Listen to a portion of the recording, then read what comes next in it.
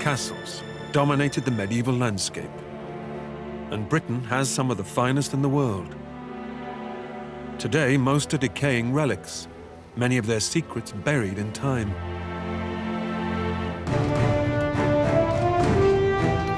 Now, historian Ruth Goodman and archaeologists Tom Pinfold and Peter Ginn are turning the clock back to relearn the secrets of the medieval castle builders. This is the ultimate in medieval technology. The origin of our castles is distinctly French, introduced to Britain at the time of the Norman conquest of 1066. 3, 2, 1, tirez! Here in the Burgundy region of France is Guédelon Castle, the world's biggest archaeological experiment. A 25-year project to build a castle from scratch, using the same tools, techniques, and materials available in the 13th century. It's a lot of hard work at the coalface, because this is industry. For the next 6 months, Ruth, Peter, and Tom will experience the daily rigors of medieval construction. Drop down. Yeah. Yep. And everyday life. It's looking really good, you know. How workers dressed and ate. You can really smell your food, Ruth. And the art of combat. This is the story of how to build a medieval castle.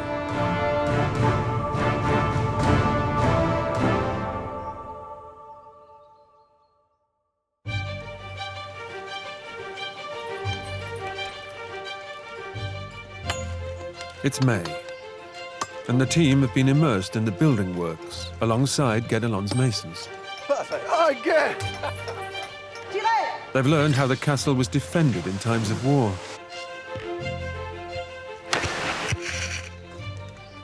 Every stone has to be in line because this is going to go up and up and up.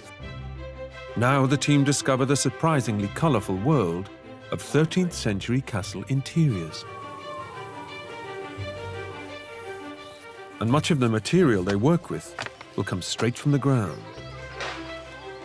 Some of the stuff in here is ochre. From paint to brighten the rooms, It's hot. Look at the difference on my fingers. to turning mud into floor tiles. Can you imagine living in a world with no electric lights? And they'll be rediscovering an ancient art in a midnight firing at the kiln.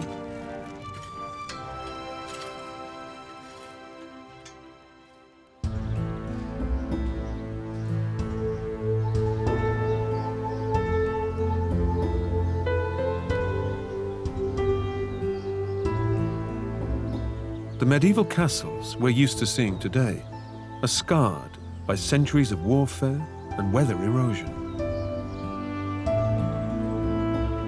Most of their original roofs, carpentry, and interior finishes have long since disappeared. But these drab walls are a far cry from how they looked in their heyday. This is how many of us think of the interior of castles. Bare stone, echoey, damp, gritty underfoot, but that's because we're used to ruins. When they were in use back in the 13th century, they were rather different. You have to imagine tiled floors and plaster on the walls, perhaps painted, whitewashed, and then hangings of fabric over the top, filled with furniture. And that too is covered in fabrics, cushions, all sorts. An entirely different beast.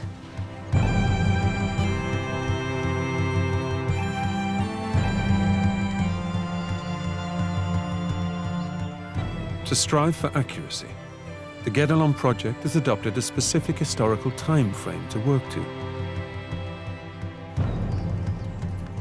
The castle is being designed and built as it would have been in the France of the 1230s and 40s, during the reign of King Louis IX.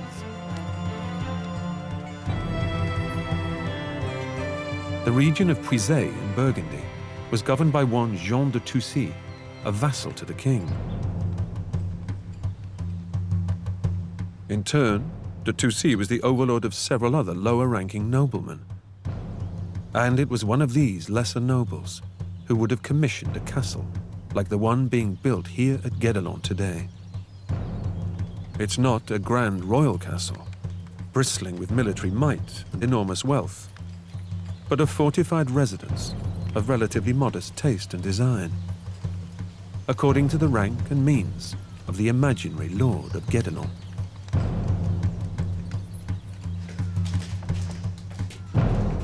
The team, along with site administrator Sarah Preston, are exploring some of the key rooms and quarters within the castle to find out how the interiors are being dressed. This is the castle's Great Hall. Great is the word. So this is very much the hub of castle life. It's a dining hall, it's a banqueting, feasting hall. I mean, this room is a statement of power and prestige, isn't it? Absolutely, which is why it's important to bear in mind, of course, once it's finished, we won't have these bare stone walls. The Great Hall was the political and business hub of castle life. This was where the Lord held court, receiving his tenants and listening to their concerns and grievances. With many of the social rituals of the day being held here, it was important for the interior design to show off his wealth and status to invited guests. Over the next few years, the Great Hall at Guédelon and the Great Tower adjacent to it will be dressed in the style of a 13th century lord and his lady.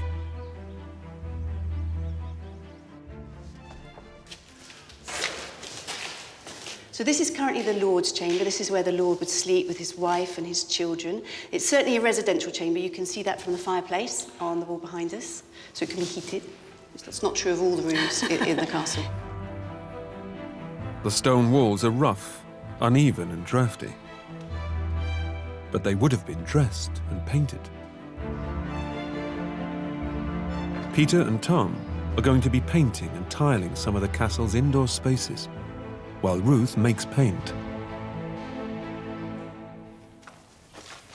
So this is the storeroom. But first, Sarah takes her to the already decorated kitchen under the Great Hall. But eventually it will have a render applied and then a lime wash to make it much whiter and brighter. Come and have a look. Oh, I see what you mean. I mean, that's real darkness into light, isn't it? It makes such a difference. People aren't used to necessarily seeing the inside of castle walls rendered and lime washed, but it's made such a difference to the people who actually work in the kitchen because it's It like seems sort of bounce off, turning doesn't on it? an electric light, absolutely. And I guess in terms of hygiene, it would have made a difference Oh, as yeah, well. definitely, really. It sort of kills anything that might be there and stops bugs getting into all the cracks and things. So you start with a really sterile surface, repaint it if you don't, whenever you need to. I mean, obviously, so far we haven't had the time to render the inside of all the rooms.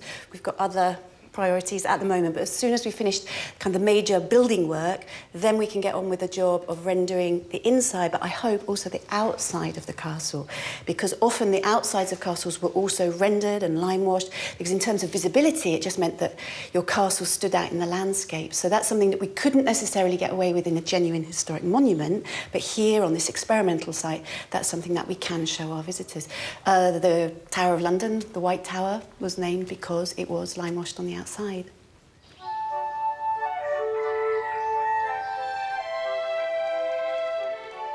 The tower nearest the quarry, known as the Quarry Tower, would have been a guardroom or shooting gallery. Even this would have been brightly decorated. The boys have been tasked by stonemason Fabrice Mangot with rendering the interior wall with lime mortar, the medieval equivalent of plaster. We're going to use 2.5 buckets of sand and 1 lime and water and mix it in. What we're looking for here is the right consistency. Keep on adding a little moisture, turn it in, turn it in. A bit more. It's okay. Are you happy? Is that good enough? It's good. Yeah. Cosy workspace. Fabrice demonstrates how a medieval wall is rendered. Put some water. We're not drenching it though, are we? Just dampening the stone. If you don't put water, mortar, It just won't stick. Right. okay? Archaeological research has revealed that rendering wouldn't have been applied in several smooth layers, but with a single rough coat, using a technique similar to spreading butter. Interesting technique, isn't it? Keeping the board close to the wall, pushing the render up. You understand? Shall I go first? You want to try? Give it a go. Let me get it wrong. Yeah, I'm going to learn from your mistakes, my friend. So to do a turret like this, how long do you think it would take? 2-3 days. 2-3 days. That's 10 days for you, For Tom. 2 masons. At least 10 days for me. Good luck. We'll need it. See you later. As the lime mortar is relatively porous, it will draw out any dampness in the wall, and so help to preserve the masonry underneath. It's interesting, isn't it, that we're only putting on one coat, that butter coat. But this is an established practice, isn't it? You always think when you go to the ruined castles in the UK or around Europe, these bare walls are what they were looking at. However, not the case. It was a prestige thing to get a layer of render up, decorate it. Yeah, I mean, castles, majority of castles, they are just ruins, aren't they? You're coming to them very long after their lives.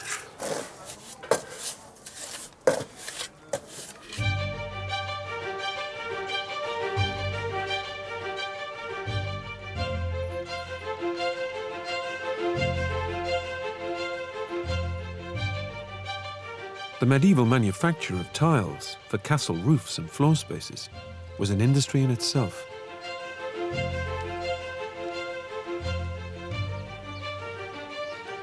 So far, at Guédelon, 28,000 tiles have been created for the roof of the Great Hall building alone, a job which took 4 years to achieve.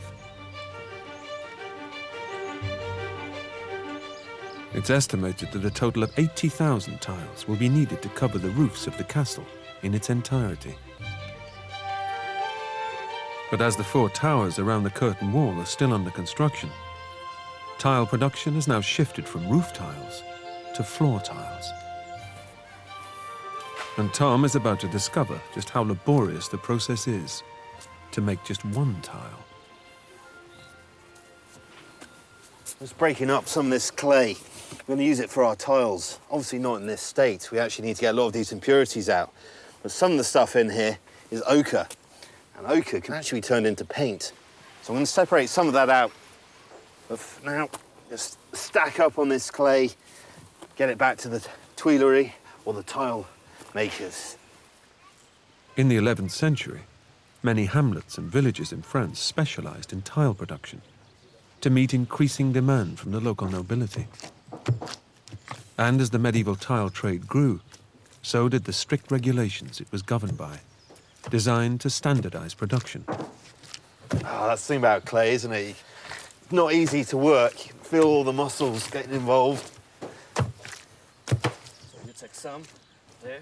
In 1280, a decree from Toulouse stipulated that good tiles may only be made from well-pugged clay, well trampled underfoot, and not over-dry. It feels nice, though. Is this good for the hands, good for the skin? Very nice for the skin, yeah. Some people are paying for this. Lucky us. I've always wanted soft hands. Tom and tilemaker Émeric Guyot are now removing any twigs and stones and making the clay homogeneous and malleable. Ah, so this hard lump here, this could be ochre. Yes. The ochre pigments contain colourful iron oxides and are set aside to be used for making paint.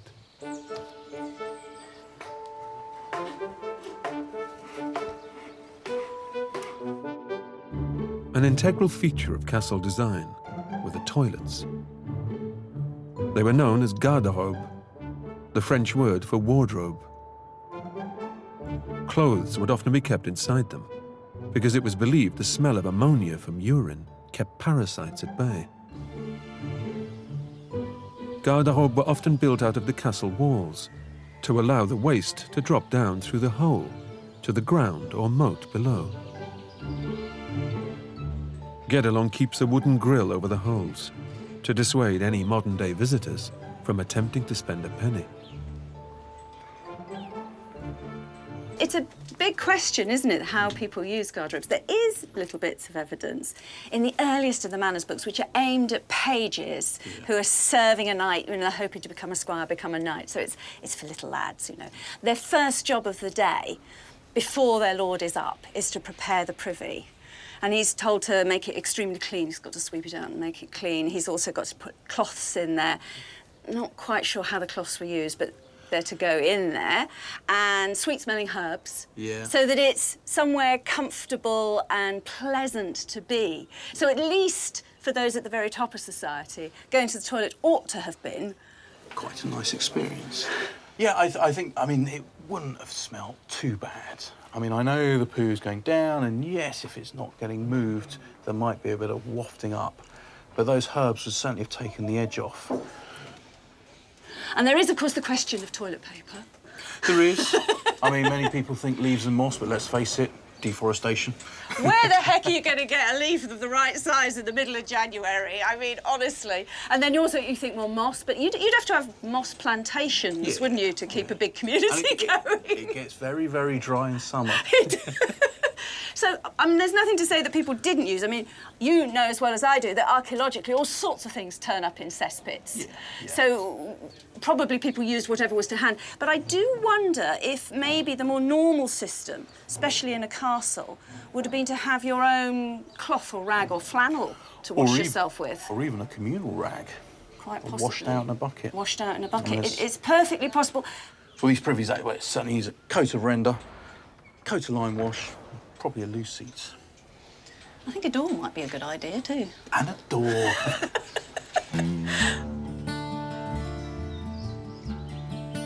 So you have to take some, this thing is, grease is dripping.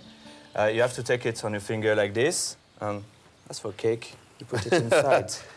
Just work that around. And that's to actually lubricate the side of the template, is it? Yes. So the tile will come out easily at the end. So I like to start with hand because you can feel all the corners. It's very important to have good corners in a tile. If not, the masons are really not satisfied to work. It's very hard for them. We don't want to upset the masons. No, don't do that. So you can use this as well. Right, When you think the corners are okay, you can just finish with... Right, so... But you're not just hitting it, are you? Sort of looks like you're rolling a bit there. Yeah, a little bit. If you like do it like this, Right, okay, you see. so Okay. it's almost like It's you're not- twisting it off as you make contact. That's what's happening with you. With me, it's kind of in between, I think. new tool. New tool. You use this one like this and try to get something very flat.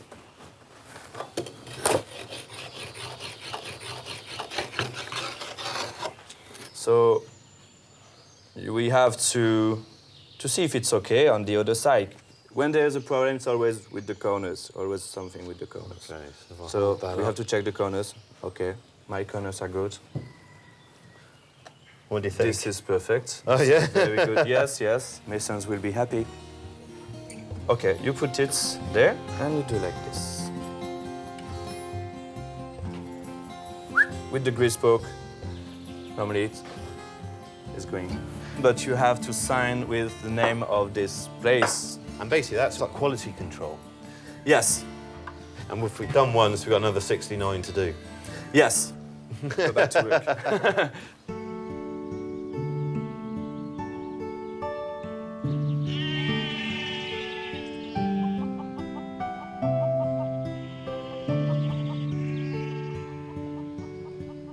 Just beyond the castle walls, Ruth is visiting Guédelon's paint house to discover how the ochre found in the quarry and in the clay is used to make pigments for paint.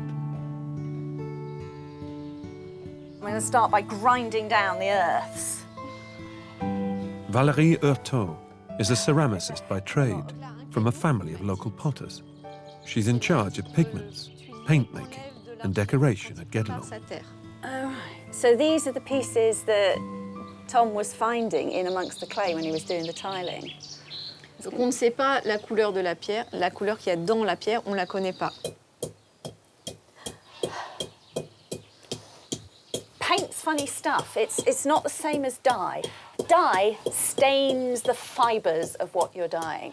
So if you get a wood stain, that is a dye for wood, because it's dyeing the wood fibres in the same way as cloth is a dye that stains the fibres. Paint is different. Paint is bits of coloured stuff that are glued onto a surface. And so if they're very big lumps, the amount of light coming off is quite small, the colour looks patchy and thin.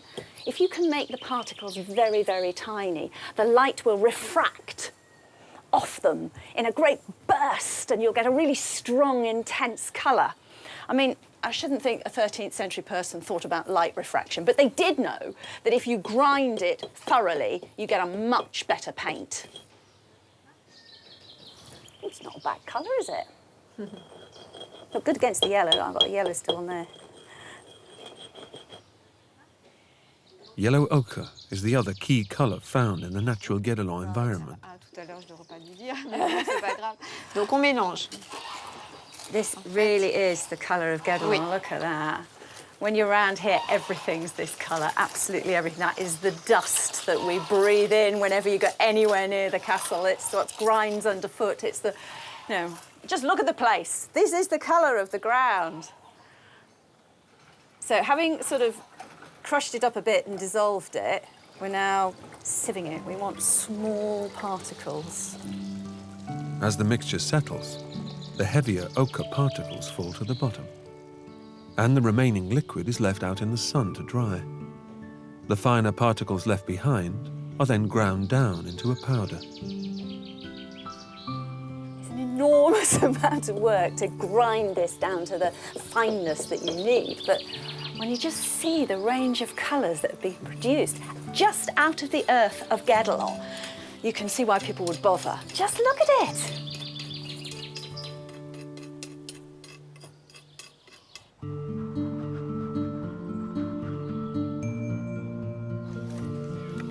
Out in the castle courtyard, Peter and Philippe Delage, known to his fellow craftspeople as Gandalf, are mixing lime wash, made with 1 part lime and 1 part water. What is that in French, lime wash? Lait de chaux. Lait de chaux? Oh, milk of lime. How can you tell it's good consistency? There's more on the Oh, it's really good. Is that's good? Yeah, that's Yeah. good. Oh, should be enough. Yeah. I'll grab that bucket. Yes. Come on. Up the tower. Peter heads towards the Lord and Lady's bedchamber in the Great Tower to brighten things up in the garde-robe.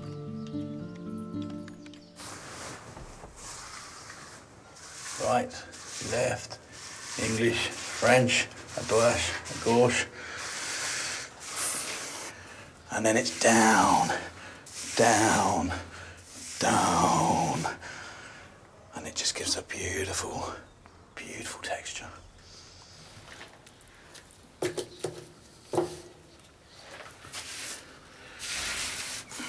I know at Guédelon there was a massive debate as to whether, you know, they should leave the stones, the walls bare, because all this work had gone in by the masons to put the stone there. And they say if you cover it up with mortar, with render, and paint it with lime wash, the public won't see it. But this is how the castles were in the medieval age. Of course, as we come across castles, they're ruins generally. Very little plasterwork survives.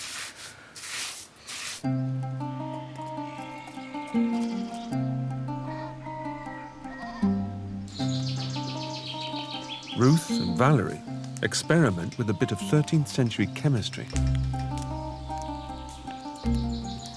So this is the local yellow ochre earth. Oui, oui.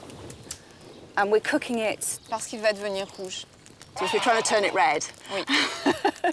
It's quite exciting, isn't it, that this just comes out of the ground all yellow and you can get this range of colours. Là, il est déjà Il est déjà en train de changer de couleur Oh, sur le bord. Yes, you're right. I can see. There, where it's hot. Look at the difference on my fingers.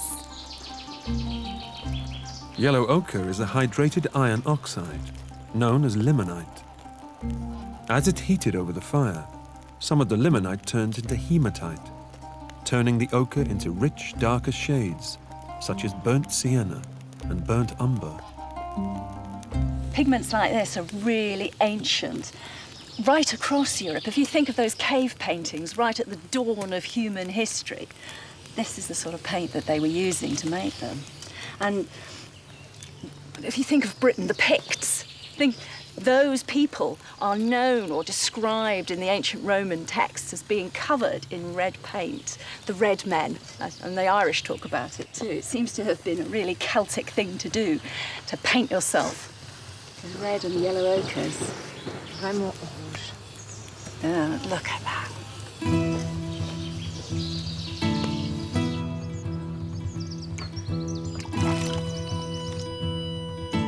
Just beyond the castle walls at Guédelon, the earthen kiln used for the firing of tiles is lined with bricks.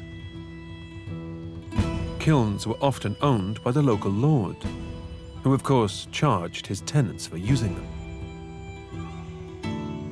In the 13th century, regulations governing the work of local tilers in and around Toulouse specified not only the consistency and dimensions of the tiles themselves, but also the size of the kilns used and the number of tiles permitted to be fired in any one firing. Guédelon fires 4,000 tiles at a time. Bruno Faval is the chief tile maker at Guédelon, and he and his team have presided over 15 experimental firings during the past 9 years. Each firing has enabled them to improve and finesse their techniques.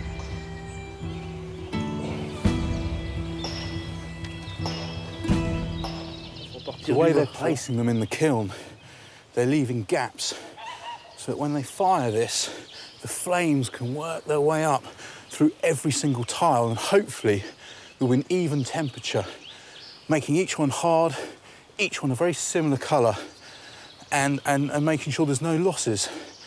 I mean, one of the problems with these tiles, when you dry them out, if there's any water in there and you fire it too quickly, the kiln, that water will expand because it will turn into a gas. It will blow the tile apart. You'll hear a pop. And if these are stacked incorrectly, if one tile goes, several tiles could go. They've been doing this for a number of years. So they know what they're doing. A lot of this is trial and error, experimental archaeology. They know what these kilns look like from excavations that have been done in the UK, that have been done in France. Now they know how these kilns actually work because they've been working these kilns.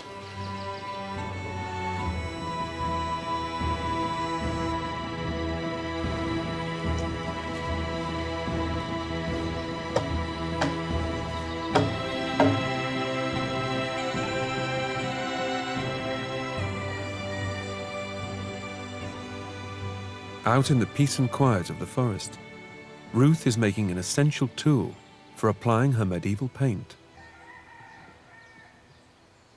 So if I'm actually going to be able to paint anything that looks like something, I'm going to need a decent brush to do it with. So I went and found some badger hair. Well, I'll be honest, there was some roadkill, so I shaved it. I know it sounds a bit of a weird thing to do. So I shaved it as close to the skin as I possibly could in order to keep the hairs all as they grow naturally in order. So when I sort of grab a little tuft of it here, if I sort of try and separate a bit out. And what I want are these long, straight hairs that are what helps a badger shed water. The hair is designed to move water, which is why it makes such great brushes. I'm going to glue those hairs in place so they don't move during the next bit of the process. The glue Ruth is using is gum arabic, hardened sap from the acacia tree, mixed with 4 parts water. Gum arabic, of course, is water-soluble, so I'll be able to just wash it out of the brush at the end. And can you see how that's coming together now as a point? That's exactly what I want it to do as a finished brush. If you look at a modern paintbrush, there's a sort of metal bit between the hairs and the stick. The 13th century, you're not going to mess around trying to make a metal ferrule. You just do something much, much easier and cheaper. You go and get yourself a feather. Because if you think about it, if I cut that bit off and I cut that bit off, I've got a ready-made tube. I can take a little bit of thread and bind my hairs. Just whipping them into place. As tight as I can manage. And I've got a nice, firmly held little paintbrush head, which I should be able to poke through. There we go. You can see how firmly that's in there now. See?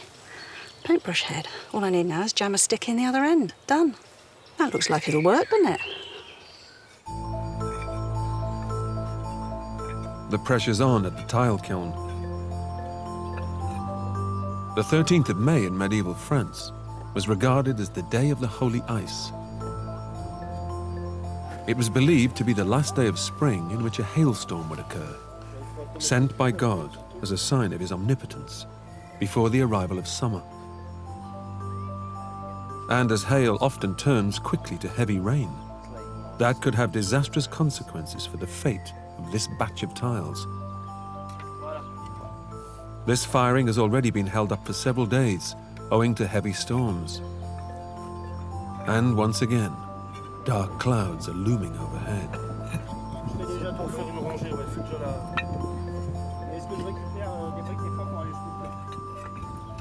The rain is coming, and we've just got to get this finished, because if these tiles get wet, it'll be a serious problem. Not only can it affect their ability to fire, essentially they may explode if the water gets in there. It'll also take an awful lot more fuel to dry this kiln out and then get it up to temperature.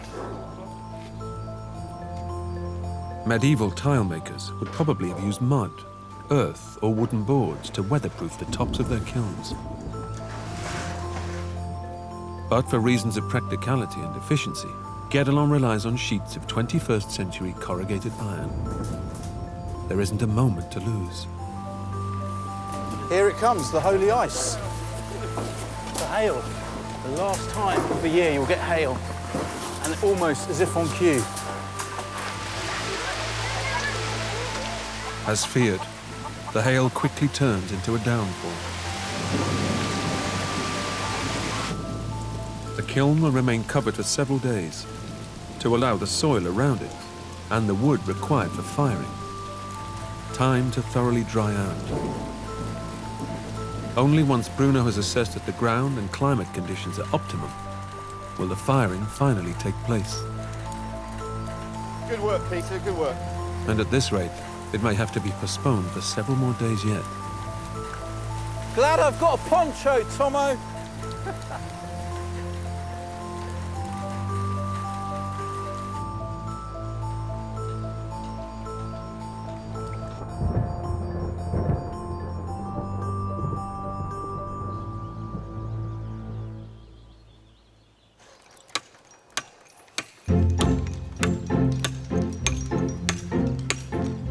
While the tile firing is on hold, progress is made on the chapel tower. The guard room within the lower floor is undergoing a colourful transformation.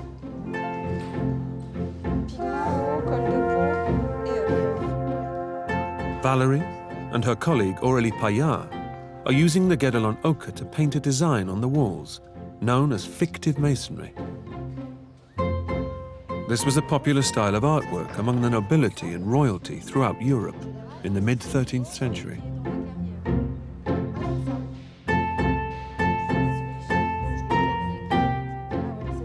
It was a less expensive way to create the illusion of the walls having been constructed from expensive white limestone.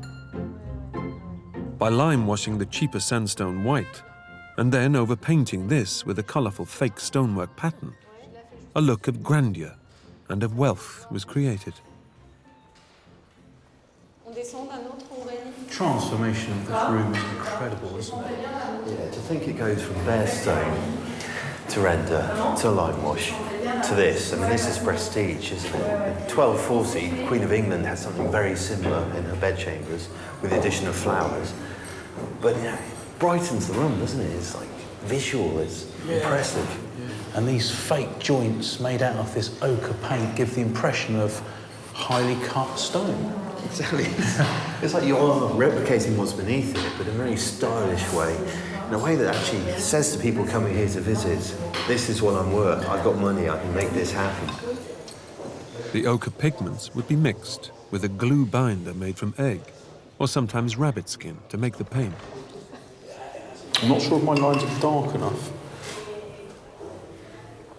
Uh-oh. I think I top-loaded my brush a little bit too much there. It hasn't run. That's the danger, isn't it? Too much pigment on your brush. Yeah, do you want to touch up that bit there, and then I'll nip in there?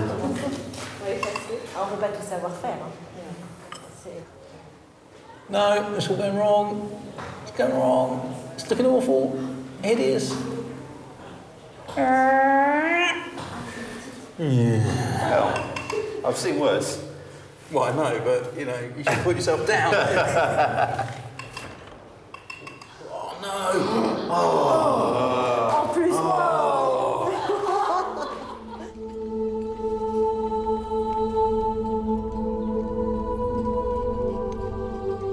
Every aspect of Guédelon's design is planned by a scientific committee of experts. They work closely with the staff so that every feature is based on authentic primary sources of historical evidence. And just a few miles away, in the village of Moutier, is a key example of that evidence. The Church of St. Peter, built around the year 1000. The Church of the Middle Ages was a huge and wealthy landowner, which exerted a powerful influence over people's lives.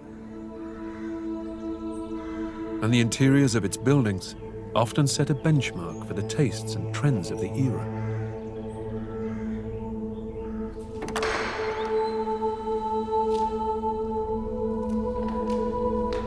In the early 1980s, the white distemper covering the interior walls started to crack and peel, This is amazing. uncovering a fascinating medieval secret. Everywhere. A painstaking conservation over the next 10 years revealed these stunning ochre murals from the 13th century. They've provided Guédelon with an authentic and illuminating resource from which to draw inspiration for the interior decor of the castle. This is the panel that we're particularly interested in terms of the work we're doing at Guédelon. Right. It's amazing. You can pick out there, you can see the frieze. Yeah. And these 5-petaled flowers, you find these all over the place. Very pop art, but it's pure 13th century. Of course, the church would have been absolutely central in people's lives. Everyone locally would have had to have come to this church. So the paintings on these walls aren't just decoration. They are here to tell stories. They can be read very much like a cartoon strip. Right. It's almost the entertainment of the age. The biblical story just laid out in scenes. And I like the way that the artists have also taken the opportunity to retell the story in their way. If there was any kind of friction between them and the church, look, we've got Eve here, sashaying away, being very cheeky, giving the wink to Adam, just behind here. They have a wink. We can't see what happens behind the pillar, and then afterwards they've got a harvest and a child. So I wonder what the reaction was, because presumably the villagers would be in on the joke. Only we knew.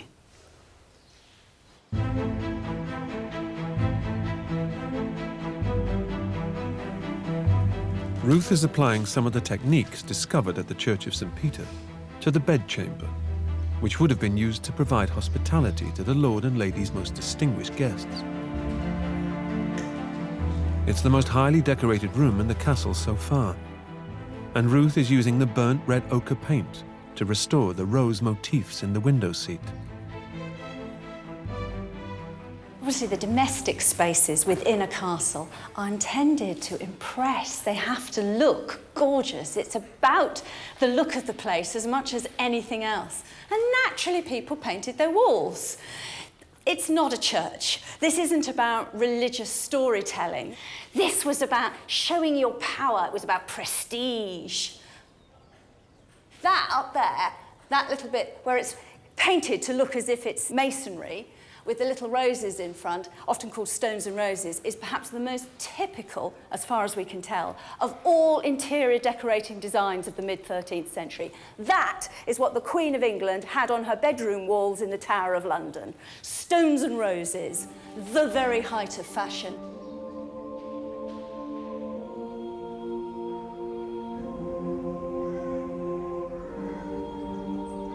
Back at the Church of St. Peter in Moutier, Sarah explains how the paintings on these walls have informed the way in which Guédelon's interiors are decorated.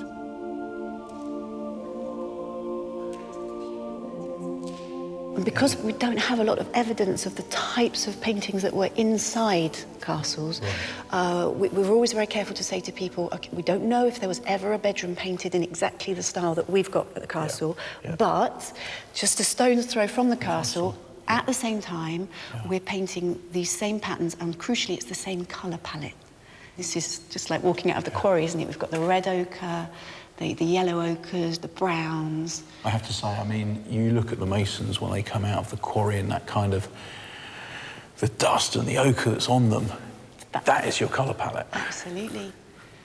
No, everything's there. So if we wanted to paint in this area with blues or greens, we'd have to buy those pigments in from further afield, and they would have been more costly. And it's interesting to see that in a church, the decision has obviously been taken not to have too much blue or green. They've used the materials that were available locally.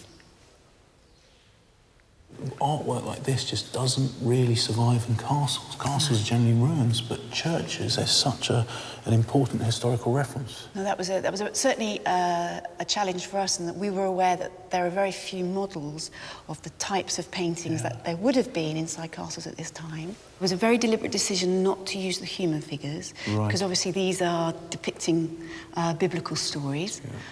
So we stuck very much with the flowers, the trees, the geometric shapes.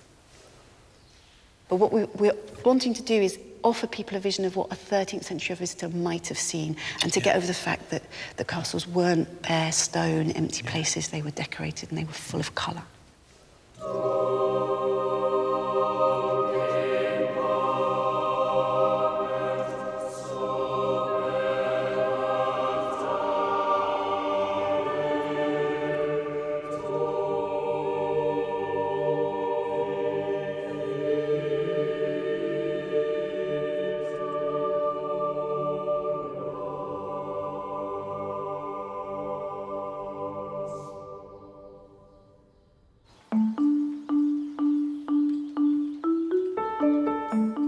Another area of the castle, which is the result of intense research into 13th century architecture, is the chapel.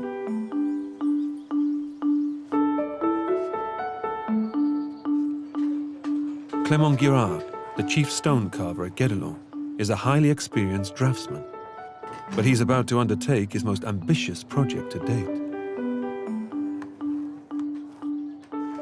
Right now, Clément's doing the drawing for what will be the prestige feature of the chapel. So much so, they've actually imported a slightly less hard type of limestone that will be easier to carve. This really is precise work. I am marvelling at the skill he's got. Clément is designing a decorative piece of masonry based on a very common 13th century design found throughout France.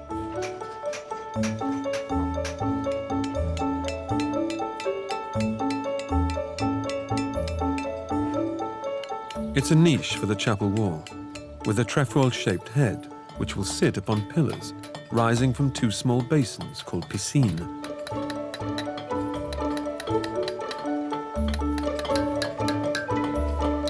At Guédelon, white dressed limestone is used for the more decorative features of the castle.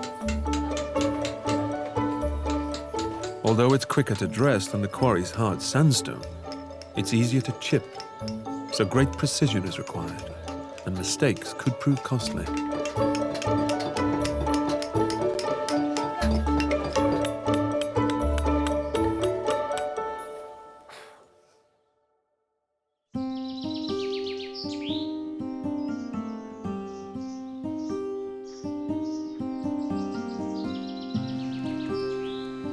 Finally, it's the morning of the long-awaited firing of the kiln. Peter's up early to help share the workload with Florian Dubois. The firebox in the lower chamber has been stacked with logs and twigs. And at last, the first piece of kindling is lit.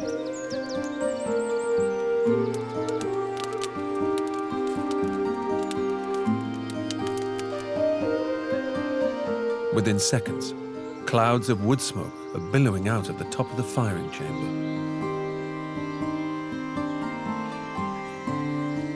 It's going to take hundreds of armfuls of wood and many hours of careful monitoring to turn these flames into the roaring blaze required to fire the tiles. A long, hot, and exhausting day lies ahead.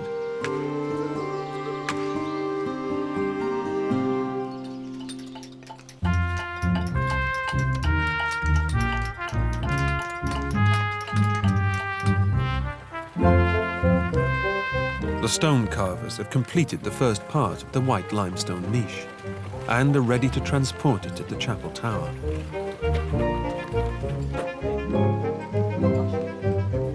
The hoisting of the stone requires care and attention.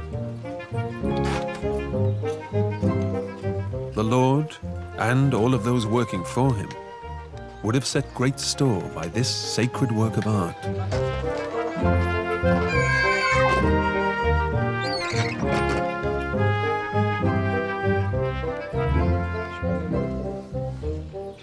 Well, for us, the significance is that this is the first real piece of religious architecture that we've got in the castle. This is the only sacred space within the castle. So we're actually standing here in the area where the altar will be. So this is the holiest place of this sacred space. Where you'd have the holy water and the oils, yeah.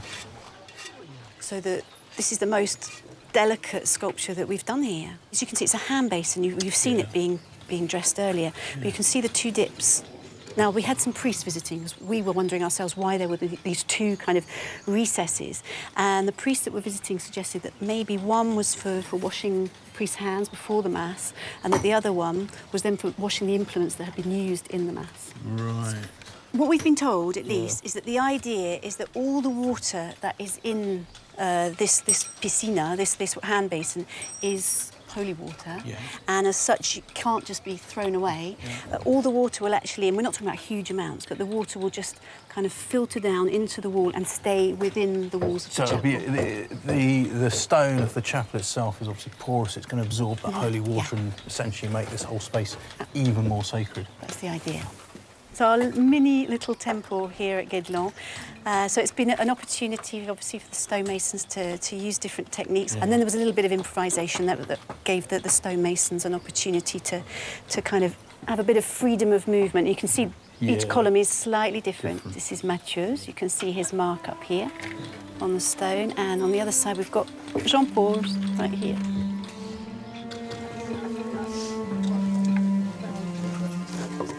The mason's marks on dressed stones are a permanent reminder of the ancient skills and techniques of the medieval masons.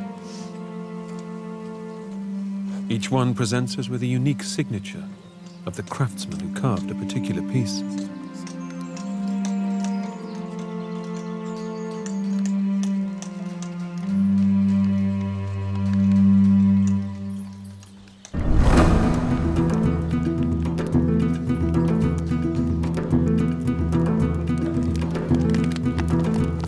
At the kiln, tension is rising.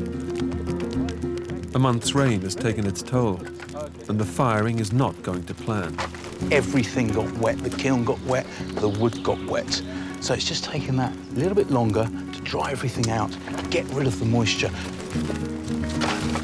The blaze is still several hundred degrees below what it needs to be. Peter leads a frantic effort to try to save the 4,000 tiles inside.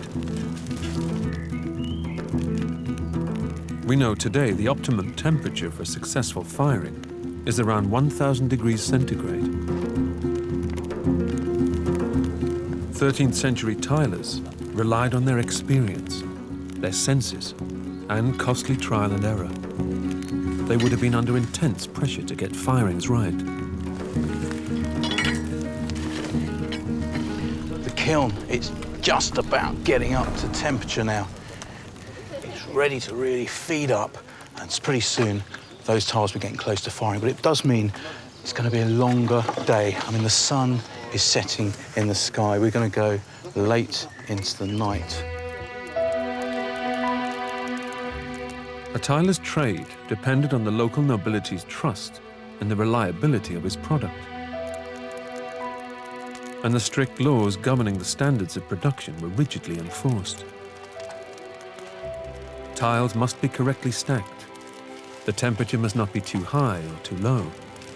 The heat must be distributed evenly throughout the kiln.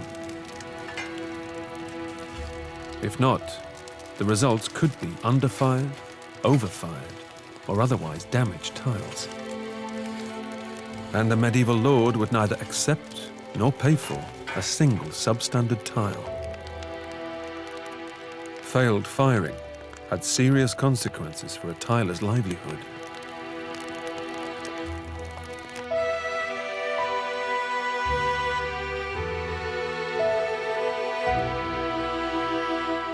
As darkness falls, Peter and the team finally succeed in getting the temperature up to 1,000 degrees centigrade.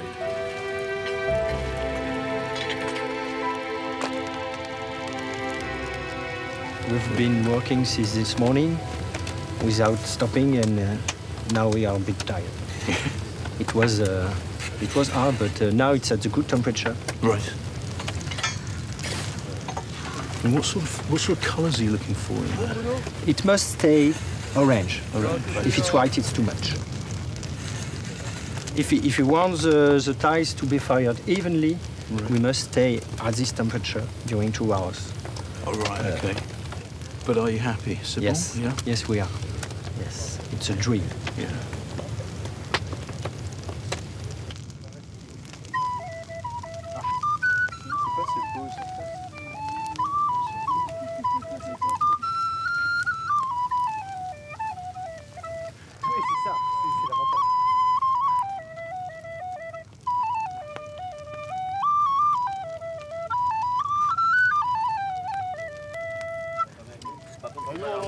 Can you imagine living in a world with no electric lights? I mean, tonight we have the stars, we have the moon, and we have the tile kiln. 4,000 tiles. They're just about to block this up with wood, and they're going to seal it in. It's a lot of hard work at the coalface, because this is industry. Could you imagine what it must have been like to see a castle being built of stone, surrounded by these kilns that were firing flames into that night sky?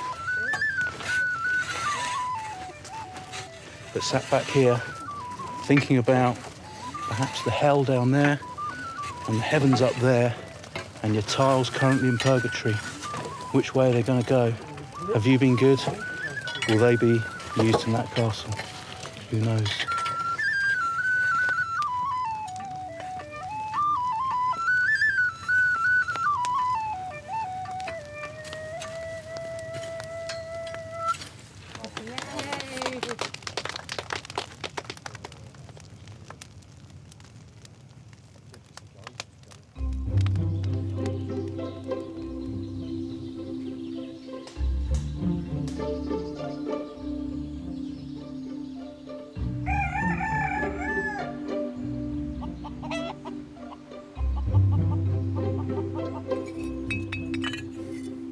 It takes several days for the kiln to cool down.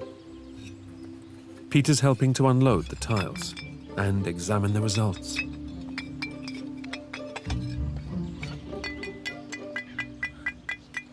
Même seulement en les, regarde, en les frottant, il n'y a pas de souci. Ouais. Tac, ça c'est beau. You can hear this? Yeah, I can It's hear that. really like this sound is perfect for us. That ringing sound is what you're looking for. Hey, perfect sounds. Ah, it's a good sound. So, Why are you guys spitting on the tiles? to see to see if it's cooked, because sometimes the sound is not enough. Right. The sound can be at the middle. We don't know if it's raw or cooked, so we can spit on it, and if the saliva stays there, it's cooked. If it's going inside the tile, it's not. Every single tile coming out of this kiln, you're quality controlling them. You're listening to sound. Yes. If you're unsure, you spit on it. If it goes in, Yeah. We somebody can't cooks. spit on everyone. 4,000. We don't have enough. But what happens if they overcook? We have an example. So it was not for this firing. It was for one before. When overcooked, it's going like that. So we have this bubble of gas inside, and the bubble is going bigger, and the tile will burst with time. And this is good quality, handmade. Well, I saw how hard you guys worked and how long it takes to make these tiles. I mean, it's good. I'm pleased. I'm happy for you. You know? We're happy too.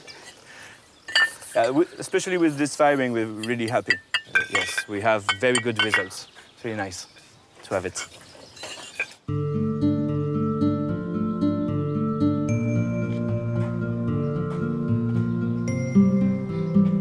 The fired tiles are now used to floor the fully rendered and lime-washed quarry tower.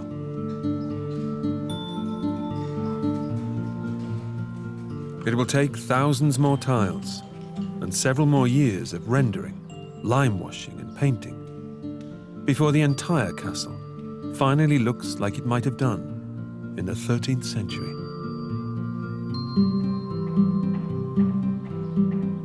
This is really starting to look like a finished castle, isn't it? You know, with the tiles and the walls all plastered and painted. It's starting to get that feel of a living space. I'll be honest, I did not appreciate how much work and effort it would take to get this stage actually happening. You know, clay for the tiles, finding the paints. But when you see it, it's unbelievable. And I really can't wait. I know it's a long time in the future yet, but for the furniture and the furnishings, for the textiles to finally arrive. Well, it emphasises that it's actually a living space and not just a defensive building, doesn't it? And in moments like this, you look at this, you know, yes, I could actually sit here and relax. Yeah. It's not all about warfare when it comes to castles. Yeah. This is an entertaining space.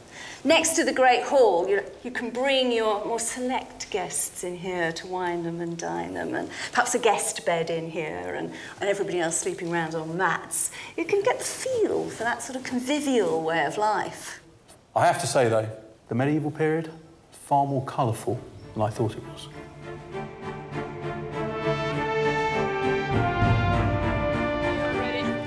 Next time, the community of skills it takes to build a castle.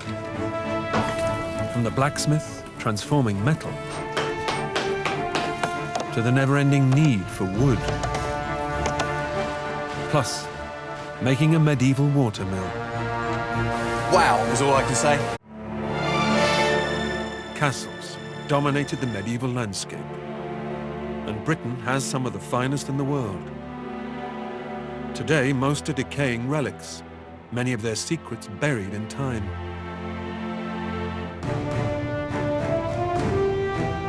Now, historian Ruth Goodman and archaeologists Tom Pinfold and Peter Ginn are turning the clock back to relearn the secrets of the medieval castle builders. This is the ultimate in medieval technology.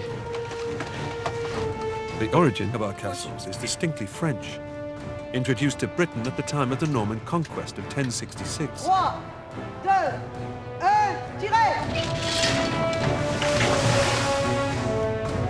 Here in the Burgundy region of France is Guédelon Castle, the world's biggest archaeological experiment. A 25-year project to build a castle from scratch, using the same tools, techniques, and materials available in the 13th century. It's a lot of hard work at the coalface, because this is industry. For the next 6 months, Ruth Peter and Tom will experience the daily rigours of medieval construction Drop down. Yep, there. and everyday life. How workers dressed and ate, You can really smell your food, Ruth. and the art of combat. This is the story of how to build a medieval castle.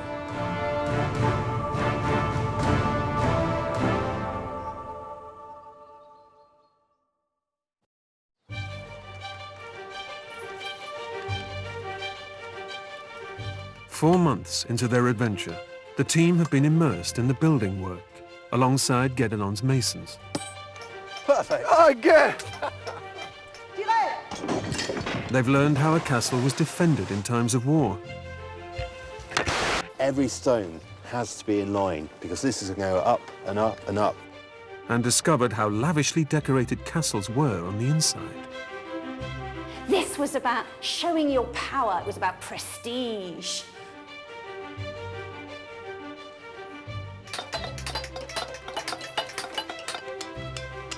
Now the team delve deeper to discover the secrets of the skilled communities whose combined expertise made such mighty castles. It's just this mass of molten metal. Castles were not made from stone alone, without the mastery of the medieval blacksmiths transforming metal.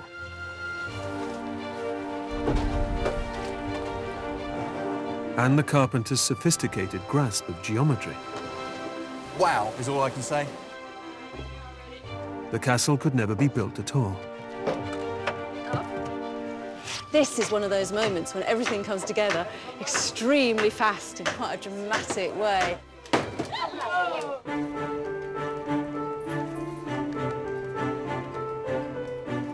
The first castles introduced to Britain by the Normans were mostly built not of stone, but of wood, making them quicker and cheaper to construct. Their favourite design was the motte and bailey. Following the conquest of 1066, they erected hundreds at strategic locations across England and Wales.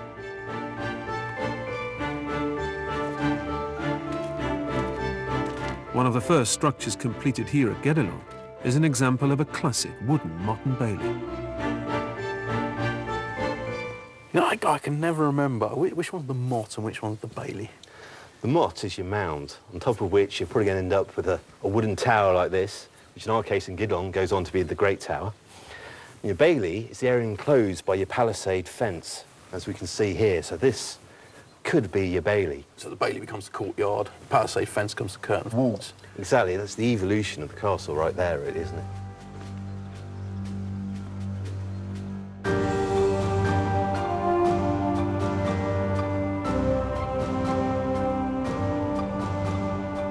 While most early castles were made of timber, at key sites, the Normans invested in stone, expanding on the motte and bailey principle of high tower and defensive surrounding wall, but using materials that were far more imposing and durable. William the Conqueror built stone castles to make a statement. Norman rule was here to stay. The fact so many of these castles are still standing after almost 1,000 years is testament to the precision and skill of their builders. It's this remarkable standard of craftsmanship they're seeking to recapture at Guédelon.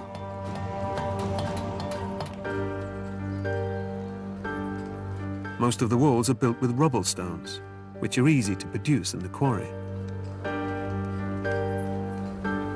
Every 10 feet, the masons build levelling courses, rows of carefully dressed flat stones that strengthen the wall and also allow the masons to regulate the structure.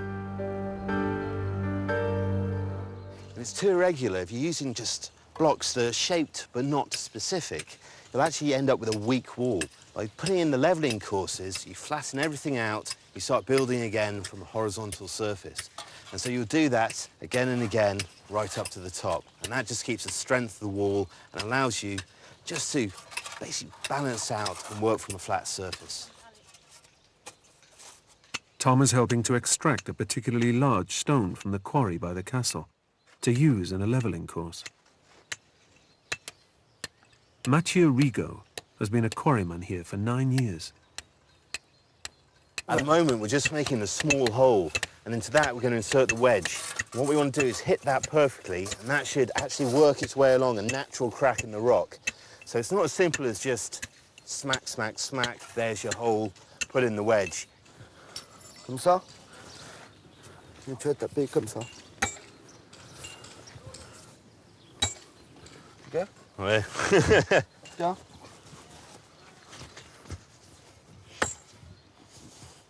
Each different type of rock has its own extraction method, and quarrymen's skills were handed down from father to son.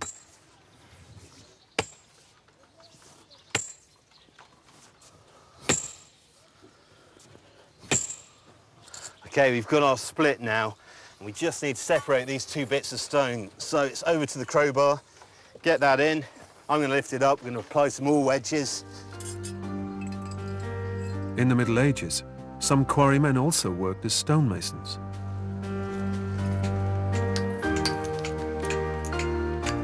Masons were well-paid free men who enjoyed exceptional status among the workers of the age. They travelled widely, their skills constantly in demand for building great castles and churches.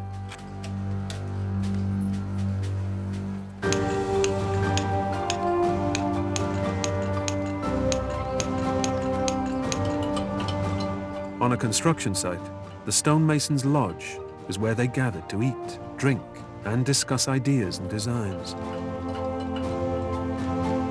Lodges became regarded as strongly symbolic buildings, where the closely guarded secrets of the mason's craft were shared and geometry was taught.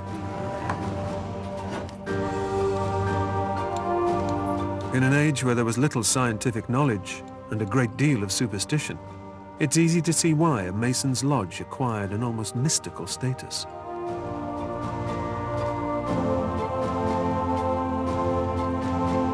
Professor Ronald Hutton is a historian, specializing in medieval and early modern folklore. We're sitting in a mason's lodge, and those words sort of conjure up certain images. Is that true? I mean, was there any such thing as Freemasonry in the 13th century? Certainly not. Freemasonry as we know it comes along in the end of the 16th century. Actually in Scotland, where they decided to pull together the mason's skill of understanding geometry and structure in order to try and understand the secrets of the universe. And that began this secret society of people dedicated to knowledge, which grew into Freemasonry as we know it. So it has absolutely nothing to do with this sort of medieval tradition of building? Well, medieval masonry is the seed and modern Freemasonry is the full-grown plant. If you're a medieval mason, you are doing God's work. You're building God's houses, the churches and cathedrals. And as God is the grand architect of the universe using natural geometry, so human masons reproduce that. They are sub-creators, but are also in a highly mobile, skilled, dangerous trade. That's why a lodge like this is so important. If you are a free mason in the medieval sense, in other words, you're free to go where you like, to have a place like this, a temporary home from home, where masons can gather, share information, share hot tips, and simply live, play dice, booze, chill out after the day's work is done, is absolutely essential. Stonemasons were not the only skilled craftsmen on a castle building site.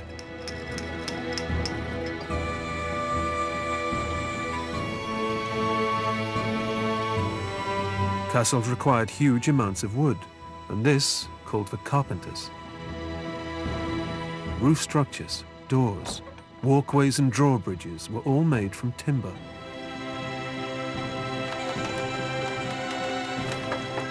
Wood was also key to the building process, from scaffolding and lifting machinery to basic buckets.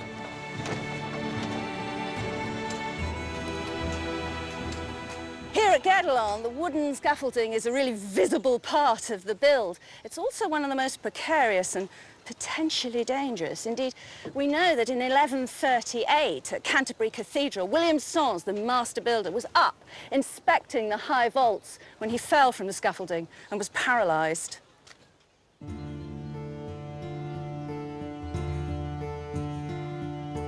Essential to secure scaffolding are putlogs, the timbers which stick out from the wall for the scaffold planks to rest on. The timbers are deeply embedded in the walls in putlog holes, into which the logs are inserted. By planning putlog holes at regular intervals, the timbers can be continually raised in line with the stonework, avoiding the need to build a scaffold up from the ground. Carpenter and stonemason have problem. Florian Ranucci is the master mason, overseeing all construction on the site. He's ultimately responsible for workers' safety here at Guédelon. Obviously, we don't want anybody to die when we're building this castle. So there are certain compromises. You're having to have some modern health and safety issues with the scaffolding. How close is the scaffolding you're using to being 13th century scaffolding, and how much is because you need modern health and safety? Well, the 21st century technique for us to work is only to put iron, right, and also modern wood. So when we look around us, the 13th century scaffolding wouldn't have looked very different. The wood would have been hand-produced, not machine-produced. And instead of the bolts, what would it have been instead of the bolts? Ropes. Rope. It would have just been tied. Yes. Yeah. So we have to do a little bit of compromise. A compromise for our safety and for building in a good way. Yeah. But we don't change the way of building. We use wood.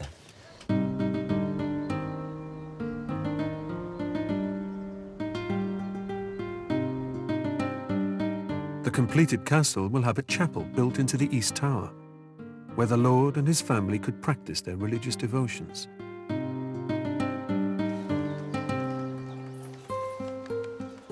Even laymen would have heard Mass at least once a day, so a chapel was considered essential.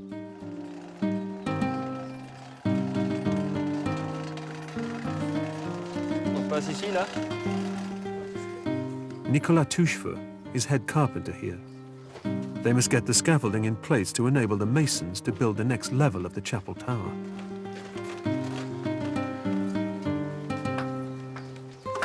The masons have made a putlog hole, and the carpenters have prepared the wood in advance, complete with a mortise and tenon joint, something still favoured by carpenters today. There we go.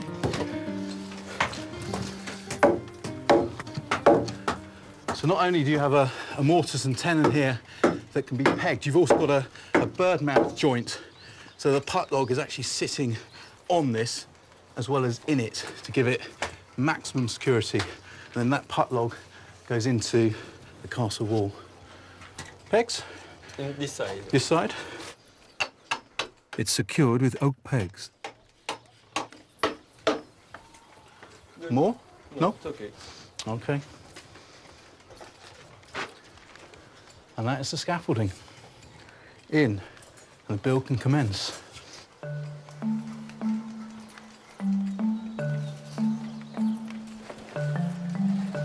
As well as the stonemasons being largely dependent on the carpenters, both were also reliant on another set of craftsmen. Blacksmiths. From hinges on doors to bars on windows or the chains that raised a drawbridge, metal was crucial. At the foot of the castle is a blacksmith's forge. Martin Claudel produces the tools and metalwork required at Guédelon.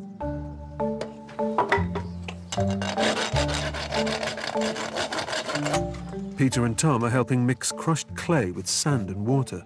They're going to help build a furnace, or bloomery, to smelt iron for tool making.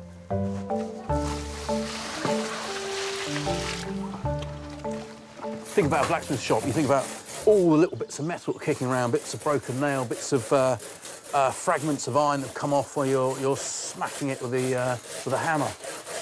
And this furnace is a way of melting those all down and turning them back into metal that can be used. These are big old bellows.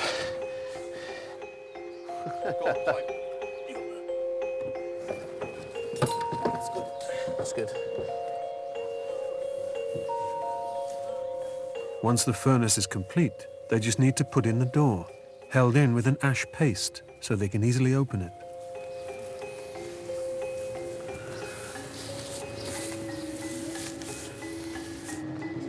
The giant double bellows are attached to the furnace to pump air into it when lit, raising the temperature from 800 to over 1,300 degrees, sufficient to melt the scrap iron and steel.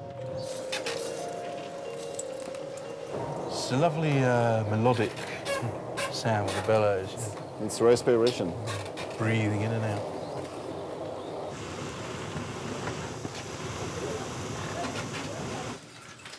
We've made the bloomery, we've made the furnace. We're going to put in charcoal, we're going to throw in the scrap iron, bring it up to temperature, melt this down, and hopefully at the bottom we're going to get, at the very least, reusable iron, but perhaps we'll get steel. But that's all about your carbon content, the purity of the fuel, and the ability to do a good smelt.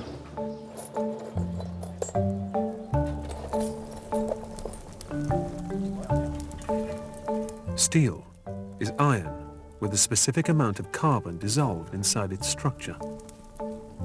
When the temperature in the furnace rises, more and more carbon from the charcoal is absorbed by the iron. But it's a difficult balancing process. This was medieval technology, long before a modern understanding of chemistry. But hard steel was so useful for tools that even small amounts were precious. And pretty soon, we'll be ready to crack open that door and hopefully have a bloom of steel from which we can make tools. We've reached that moment. The iron that's gone in the top has melted, it's reached the bottom, it's hopefully turned into a steel bloom. Clement is just hacking out that sort of ash and water paste that Tomo used to patch up that door. Oh, door's off. We can see the bloom, it's right at the top of that charcoal bed. It's just this mass of molten metal. All those scrap bits of metal melted down. Ah. Tu me dis quand je tourne, hein? Tourne là. Voilà, là, dessus. It's amazing to see this happen in a blacksmith shop. I've never seen that before. It just means that these guys are self-sufficient. They need to compact the bloom to start the folding process for working it, to shape into tools.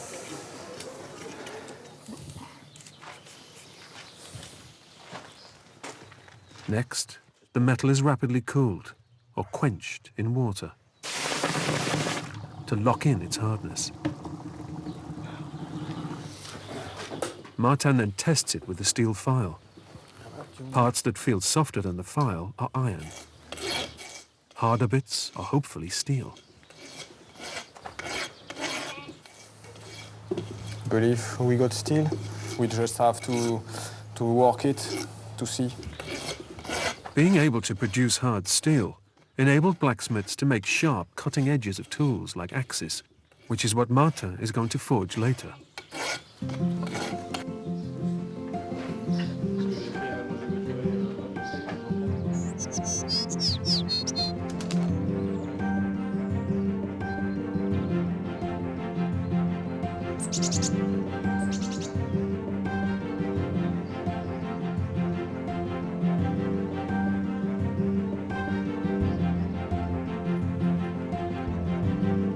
In the Middle Ages, the lords of castles like this one were part of the driving force behind the clearance of woodland to make way for crops and to provide timber and firewood.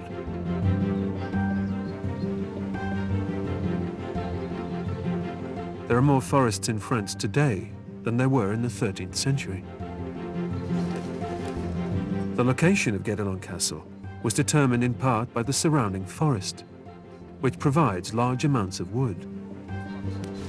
This is our tree. Oh, it has got a good bend on it, hasn't it? Toi, tu fais comme ça. Jean-Michel Houret is the head woodsman. Relax, relax, regarde, la main. Relaxed of a body. He gives the team a lesson in using medieval-style wood axes to fell a tree. La main comme ça. This is going to take us for ages.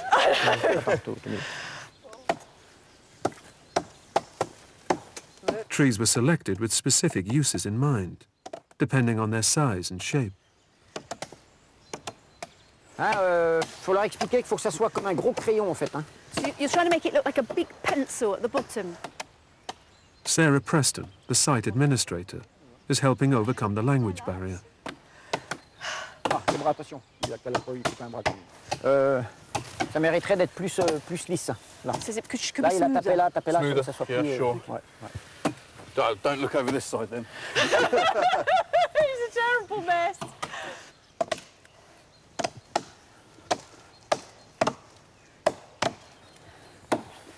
So Jean-Michel's saying we're getting to the final stages now.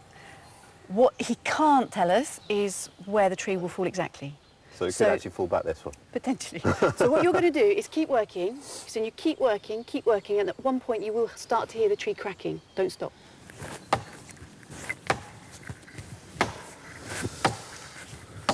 It's so easy now to go and get your lump of wood or get your bit of stone. Or the raw materials of life are easy to acquire. Yeah. When you see how much work is involved in the simplest of things. And not just that, it's the tools to get those raw materials. And you're looking at the complete tool set of the woodsman. Yeah. And it's something that's been forged in that blacksmith's area, and it is going to last a lifetime. And they would have cost a fortune, really, for an ordinary working man. I mean, the tools of your trade, people pass them down in families because you have to. They're too expensive to acquire. This is definitely a spectator sport, I've decided. It is, yeah. It's very easy to critique someone's axe skills from it a is, distance. isn't it? I can see a whole new game show coming up now. Can you hear the crack yet, Tomo? I can hear cracking. I don't know if it's actually the tree or me.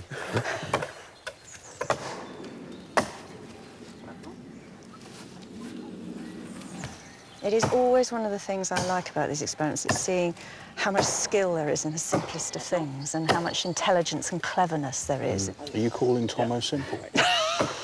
And I was trying to do that. Maybe seems simple. Maybe that's more accurate. Part of the woodsman's skill is to plan so the tree falls safely in the right place, without breaking on impact. Vas-y, wait, continue. C'est bon.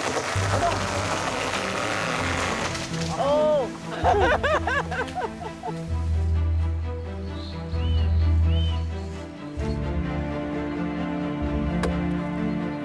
Once the trunk has been squared up, it will be used by the carpenters up on the chapel tower.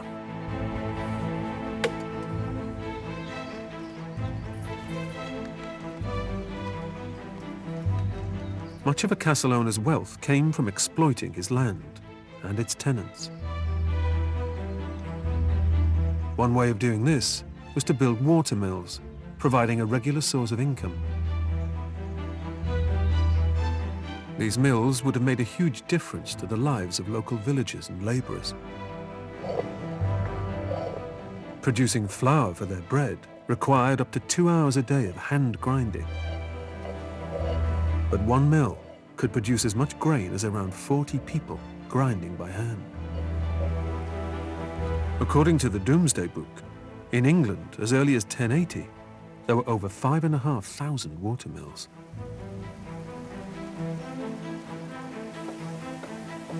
Little is known about the mills of this time. However, one of the most ambitious projects at Guédelon this year is the construction of a 12th century style watermill. The castle team and archaeologists have based its design on the remains of 2 ancient mills, discovered in Jura in the east of France in 2008.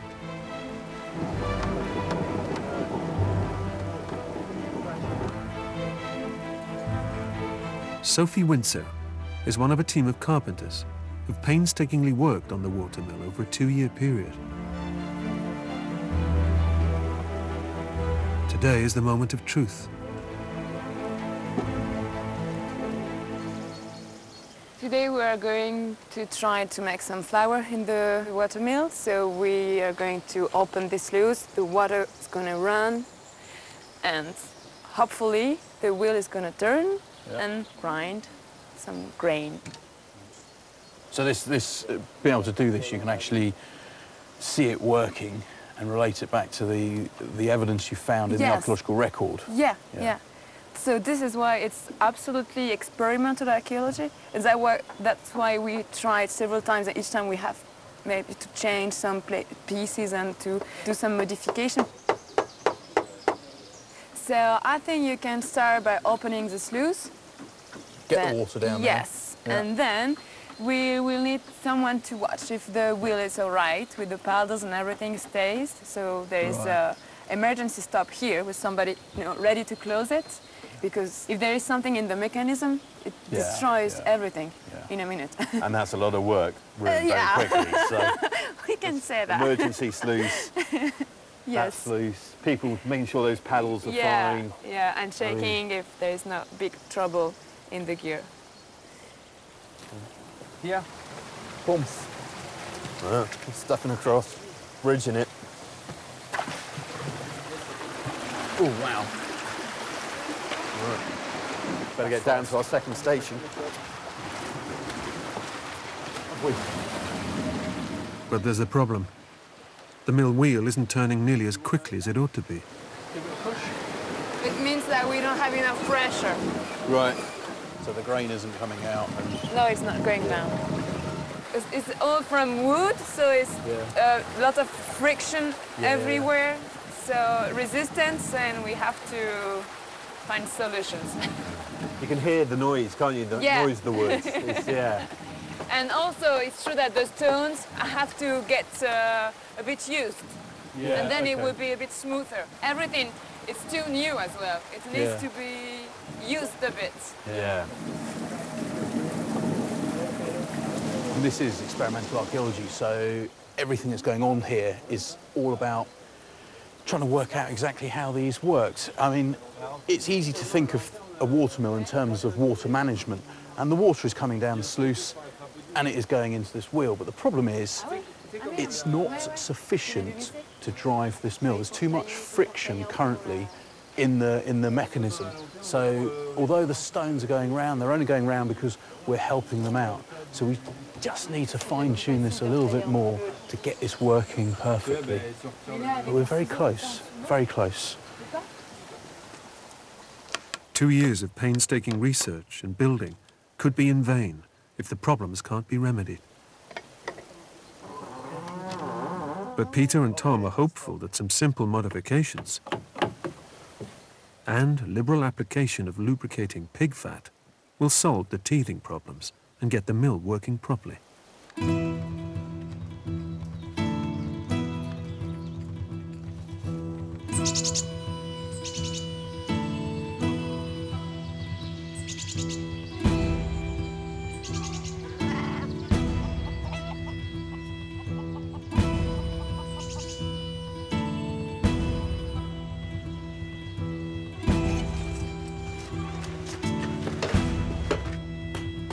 Perhaps the most essential part of the blacksmith's role was keeping the workforce equipped. The stonemason's tools become blunt after a few days' work. Without a blacksmith to sharpen them, all the stone cutting on site would come to a halt in less than a week.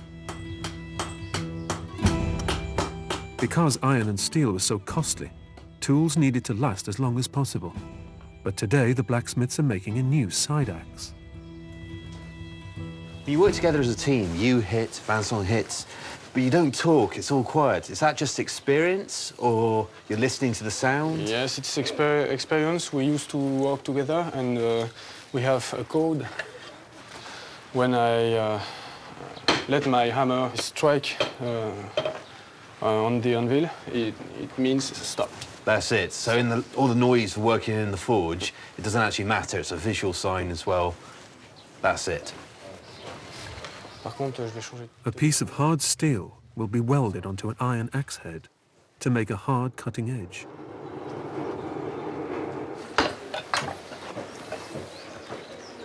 blade is starting to taper down, and we're going to cut it any minute now.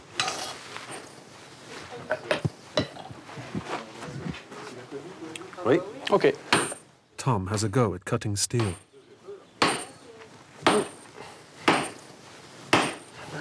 It's not as easy as I thought it would be. Well, we're making some progress.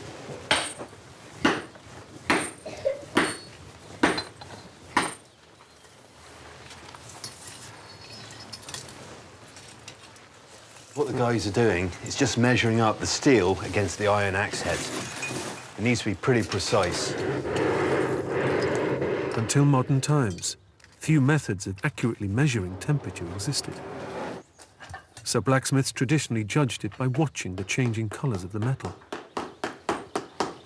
Once the iron is white hot, the hard cutting steel can be welded onto it.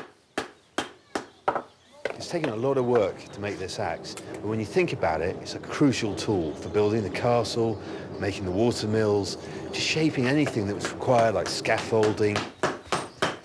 You can't do without an axe. And these guys are working hard constantly to just make sure those tools are available for the entire site. The climax of the process, changing the qualities of metals, was one of the medieval blacksmith's most carefully guarded secrets.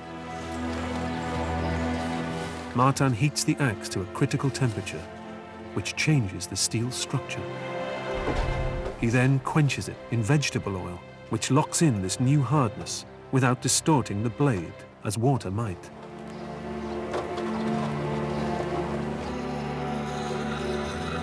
The side axe is finally sharpened on stone.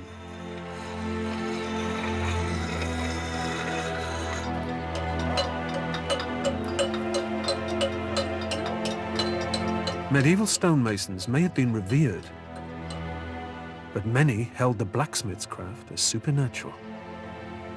Blacksmiths were intensely magical because since prehistory, they'd performed this extraordinary sorcery of conjuring metal from rock and then fashioning it into beautiful things. Medieval blacksmiths were regarded as great healers.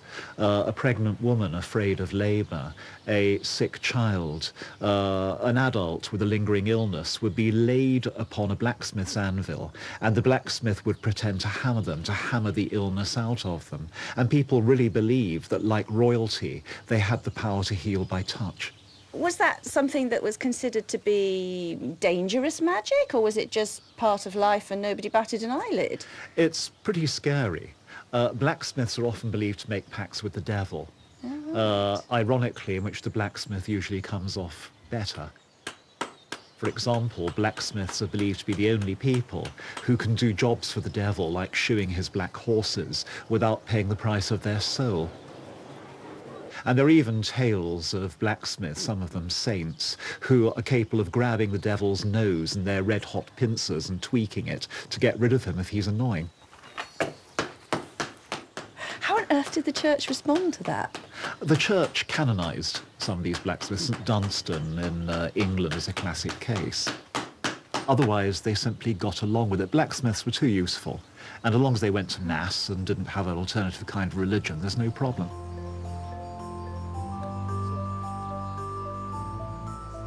Here at Guédelon, carpenters, stonemasons and archaeologists have spent weeks modifying the mill mechanisms and the water channel.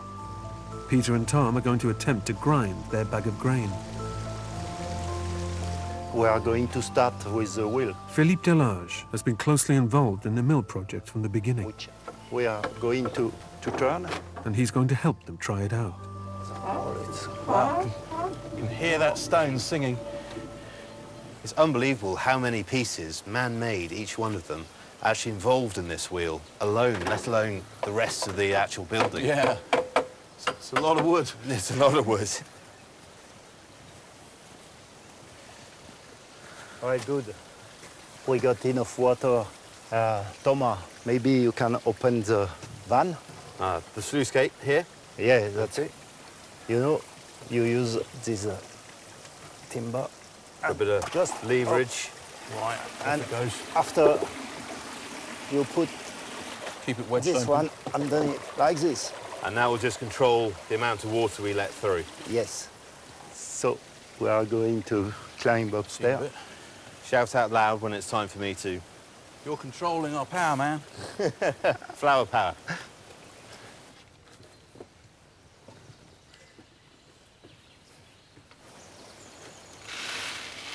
Filled the hopper with grain.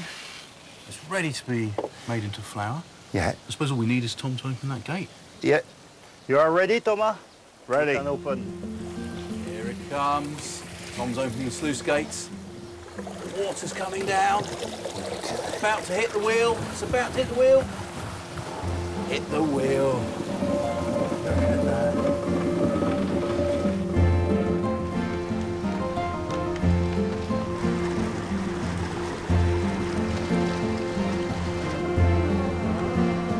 The mill has a paddle wheel, 8 feet in diameter. This turns an axle, turning the smaller pit wheel. The teeth of this turn the lantern wheel, which turns the spindle. This powers the millstone, over 3 feet in diameter. The bottom stone, the bedstone, is fixed, and the top one, the runner stone, revolves to grind the grain. The water is turning that wheel, and our stones are going. Finally, the mill is operating as intended, recreating an extraordinary feat of medieval engineering. Right now, I can really appreciate how precise everything has to be. This isn't pinpoint accurate. It's going to damage it. So, Peter, how's it going? Have we got flour? We're getting... Yeah, it's brilliant. It's superb. I mean, yeah. Wow. Wow is all I can say. You've built this. No, it's okay.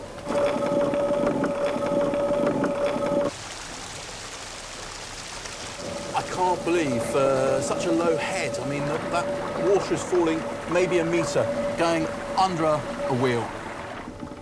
You're managing to turn a stone that is 200 kilograms, and you're managing to grind your grain into flour. This is the beginning of industry, I suppose. And to have this associated with a castle, you can free up people from the daily grind to do other things. It's amazing. Oh, here he comes. Captain Power. Oh, let's see what we got. Is that it? What do you mean, is that it? Oh, fantastic. Philippe, are you happy? I think it's a good start. I mean, it's just amazing how much work it actually takes to create one mill. I mean, hundreds and hundreds of bits of wood, these massive bits of stone. You've got to channel all that power from the water. Now, this is a big effort, but if you're going to create bread, you've got to feed families, soldiers, workforces. It's all worth it. Yeah. Exactly. It all comes back. What does the castle need? It needs to be fed.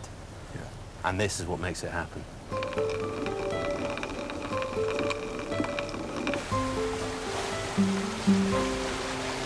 And once it was up and running, as well as producing food for the inhabitants of his castle, the lord could start making money from his mill. Tenants on his land would have been obliged to use it and pay for the privilege.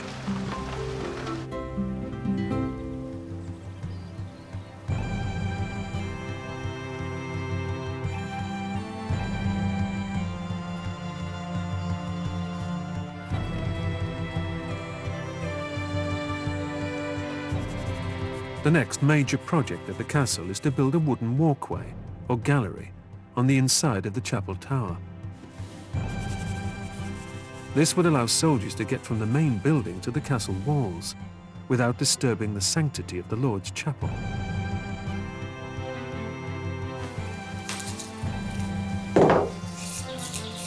In the Middle Ages, carpenters used geometry to plan their wooden structures.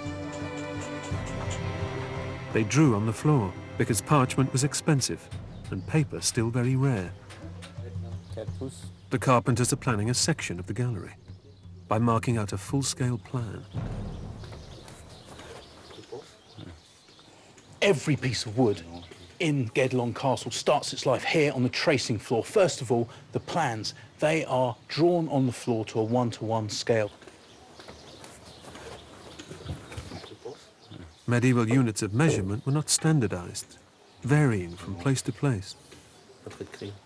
Isn't it interesting watching them work too, how few numbers come into it? It's mathematics, but it's mathematics of proportion, it's geometry, it's, you know, 2 of this, 3 of that, halve it, double it, quarter it, third it. It's not 0.652. In French, the word for thumb, pouce, is the same as the word for inch. Every site would have its own units of measurement. That's a thumb, isn't it? It's an inch. The pouce. A pouce.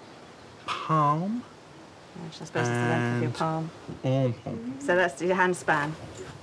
I like the fact the inch corresponds to the word for thumb. I really like that. I rather like the fact that feet and inches and yards is something that used to be right across Europe. You know, we tend to think of it as a very British thing these days. It's just that we hung on to it when everybody else left it behind. Yeah. But it used to be that there were all these little inches, all these little feet all over the place, everywhere different. But the system of measurement here at Guédelon is based on a medieval castle that's very close by. And if we were to turn up there at the start of the build in the 13th century, on a board, it would say, this is what an inch is on this site, this is what the based palm on span one person's is, body. We the don't know hand quite span which is. person's body, but Yeah. based on somebody's body. And if they were to pass away, those would have been written down to be used until the end of the build.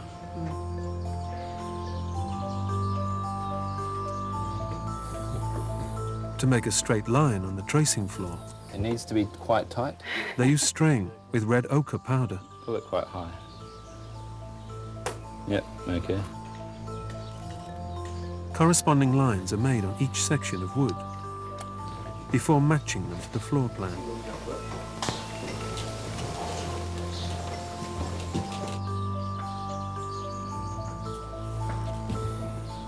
And then they are levelled out and then they're plumbed up. So you're constantly jiggling and it's very, very subtle. Little wedges going in to make sure everything's perfect.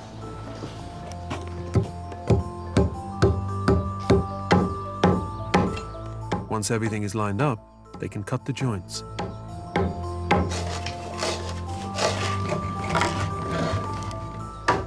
They also chisel carpenter's marks into the wood. These are a code to identify the pieces of the frame, making it easier to reassemble on the castle walls. Each team would have had their own code. Finally, they assembled a completed frame.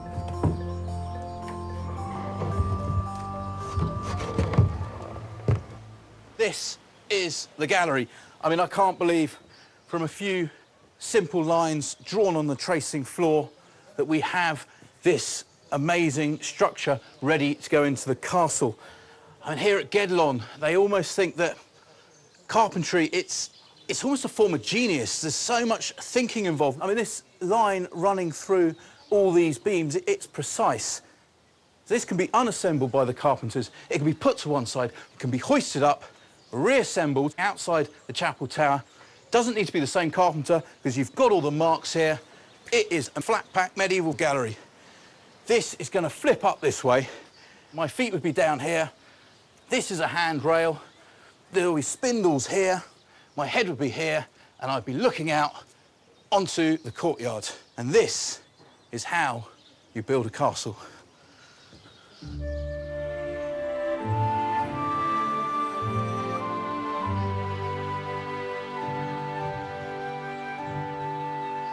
It's thought about 30 people would live in a castle like this, from the lord and his family down to servants and guards. They would have been fed from the castle kitchen, and bread would have been the staple of all their diets, made in the stone bread oven.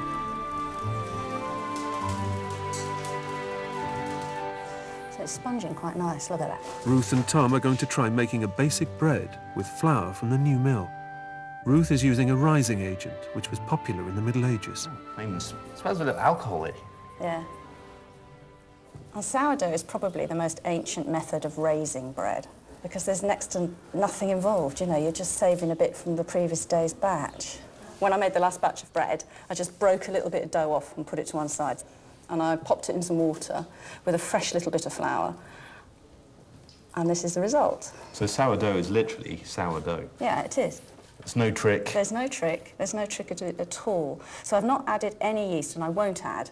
And this is going to be an awesome carbohydrate for us, a real staple diet. It is. I mean, this is your real basic working man's bread. I mean, I'll be honest, at the moment it doesn't look that appealing, but I guess you've got work for me to do. Well, do you want to give it a knead? Go on. I'm a Do I big add any of this? Yeah, add a little bit at a time and just start working it in. So it is fingers in, like you were mixing lime putty, you know, that sort of thing. Turning it in, like Turning making it in. cement. That's it.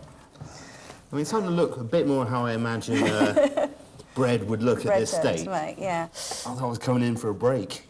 Go into the kitchen, you said. Well, it's not my fault you admitted you'd never made bread. And were these like family affairs or, you know, a proper big business? How would a baker make his money? Well, the majority of bread was made at home on a family scale. Right, OK, by so women. you wouldn't go out and buy, you'd actually have it in-house. In the 13th century, most of it is being homemade. OK, that's behaving much more like a lump now, isn't it? When you think, you know, work is involved in this at every stage, it's massive It is, effort, isn't it? It is a big effort. So you're happy with that? So just roll it into a nice loaf shape. All right, lovely. Yeah. And then I want you to make a deep, very fast cross. That means that it's broken the surface tension. It's easy for the loaf to rise. And Right. you also get more high-quality crust for your crumb. OK, so 2 cuts, nice Donk, and quick. donk. That's the one. Burning wood heats the oven and is then raked out before the bread is placed inside.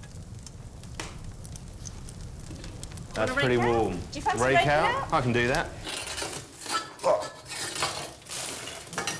So what am I doing this, Ruth? It seems incredibly dangerous. It is incredibly dangerous. You're right there. It's just a But bit of fun, basically, isn't we it? don't need the fire anymore. The fire has done its job. It's heated the stones, it's brought them up to cooking temperature, and now we need to get the oven clean, ready for the bread to go in. Right. And we also want to put a little bit of steam in there so that it will help that final rise. Just scrape it all to the side so you've got access to the fire. That is your 13th century oven health and safety, that little move there. That's your safety. Right, next job. We've got a Next mop job. that's been soaking. You need to just quickly mop out the oven. You're not just cleaning, you're also adding steam. That's a mop, is it? That's a mop. You're going to get it in Okay. and throw it around. OK. That's it. And you can see how that water doesn't just turn to steam, it just sort of seems to almost explode into steam. Look, It does oven's look- dry. Your next challenge is to get it on your pell. Right. There we go. There we go. Make sure it's sliding on the pell. It is. There you go. Sticking it in. Right bang in the middle. Right, bang in the middle. That's it. Done. Oh, look at that go. Yeah. I'll give you a shout when it's done. OK. I'll go back. Back to work then.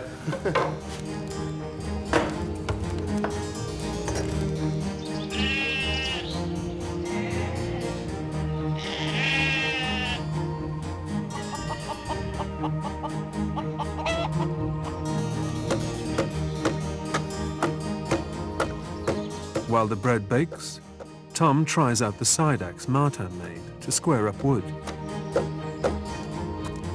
creating flat faces from a rounded trunk. This is the weirdest axe I've ever used. It's that the balance is all off. So we've got a cutting edge and a flat side, and that actually helps to cut, but also force some of these fibres apart. Put the axe down like this, you can actually see the pole is slightly tilted, and that allows you to work along the wood nice and close.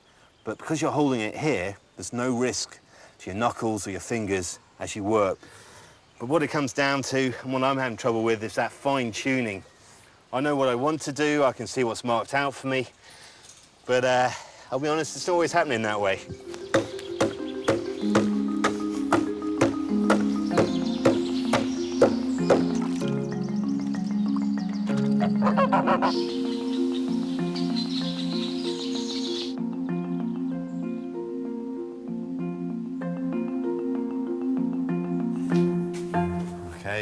Moments of truth, Ruth. How's your loaf done? It looks quite a dark loaf. Was that the intention? Dark. You mean burn?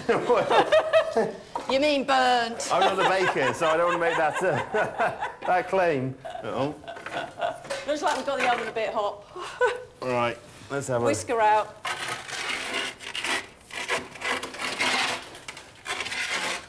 That is definitely burnt.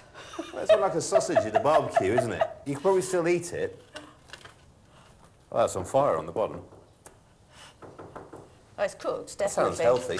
That oven was too hot. It shouldn't scorch like that in that time. Oh well, we'll scrape it off and hey. Exactly. My first loaf of bread. I'm going to eat it.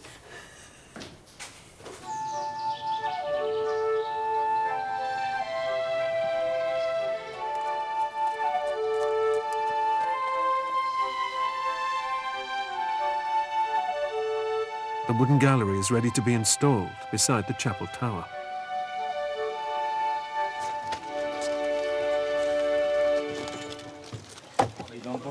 Oui.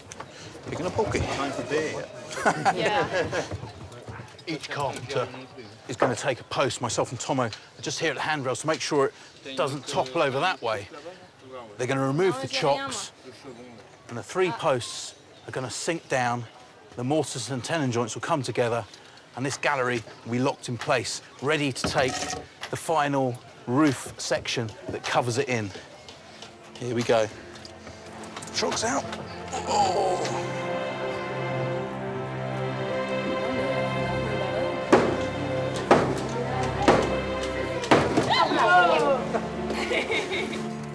C'est bon, Nicolas? And the gallery's in place.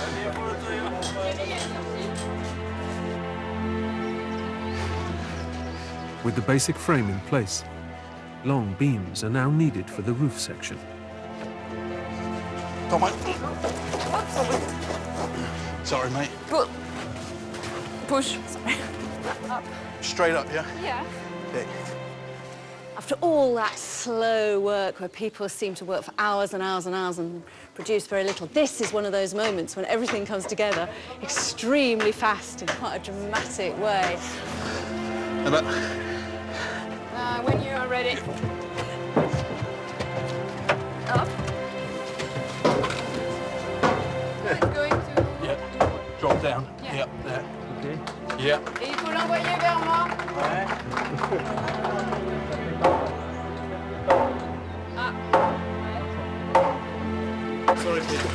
With a bit of force, the joints go into place and are pegged into position.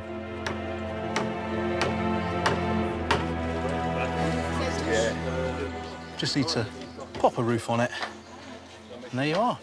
You've got a link between the Great Hall and the curtain wall. It's physical work, but to think when we first saw that drawing of what this was going to look like, yeah, I didn't think we'd actually see this at the end of it. It was brilliant.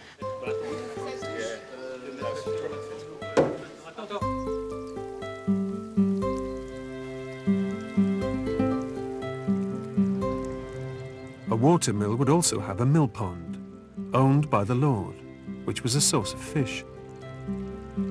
And castle workers might well have been rewarded for their hard work with a fish supper. That is a scary beast. It is, isn't it? Pike was a favoured dish at feasts throughout the Middle Ages. So freshwater fish was actually quite highly prized. Yeah. And pike more so than things like salmon and trout. Yeah, that is a medieval fish and a half. Ham full of leavies, fat hen, lovely medieval vegetable. And you're not doing anything to this pike? No, just shove him on as he is. So, half an hour, should be done.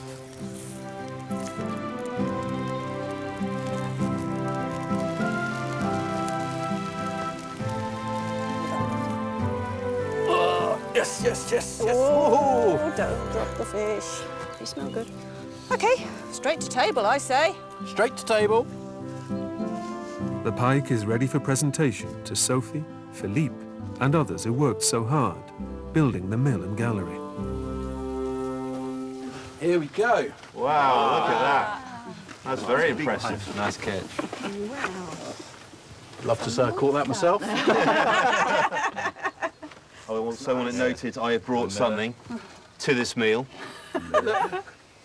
In honour of the carpenters, you see. That's no way to treat your first loaf. Wow. Brutal. Oh, that's Look at that. See how soft that is? It's got a good crumb. Good crumb. Do you want to break some up for the people over there? Oh, fantastic. Thank you, Ruth. Philippe, having worked the mill, what do you think of the bread coming out? I mean, it's not bad. Not bad. Look how solid this pike flesh is. See, this is why it's one of the king of fish. You can actually carve it into finger-sized pieces. Which is the point. You're supposed to be able to pick it up with your fingers, and yeah. Wow, that actually is really good. I mean, It's genuinely. right, isn't it? Really nice. And I always thought pike was really bony and so therefore really hard to eat, but... Well, it's not just came particularly, away. is it? There's a lot of meat. And it's quite an intimidating looking fish when you think about it. Oh, you should have seen it when it was still fresh. Jeepers. I think we should drink to the meal. Yeah. Yeah. Cheers. To the meal. Santé. Santé. Meal. À la vôtre. Voilà.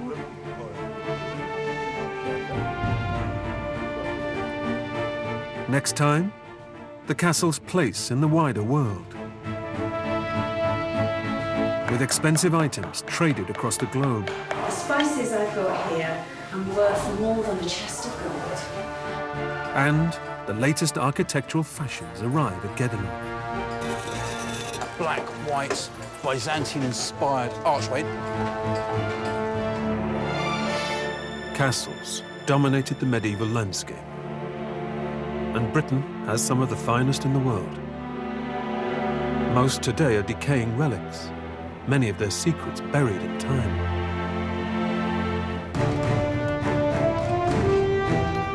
Now, historian Ruth Goodman and archaeologists Tom Pinfold and Peter Ginn are turning the clock back to relearn the secrets of the medieval castle builders. This is the ultimate in medieval technology. The origins of our castles are French, introduced to Britain at the time of the Norman conquests of 1066. 3, 2, 1, tirez! Here in the Burgundy region of France is Guédelon Castle, the world's biggest archaeological experiment. A 25-year project to build a castle from scratch, using the same tools, techniques and materials available in the 13th century. It's a lot of hard work at the coalface, because this is industry. For the next 6 months, Ruth, Peter and Tom will experience the daily rigours of medieval construction. Drop down. Yep. And everyday life. How workers dressed, ate, You can really smell your food, Ruth. and the art of combat. This is the story of how to build a medieval castle.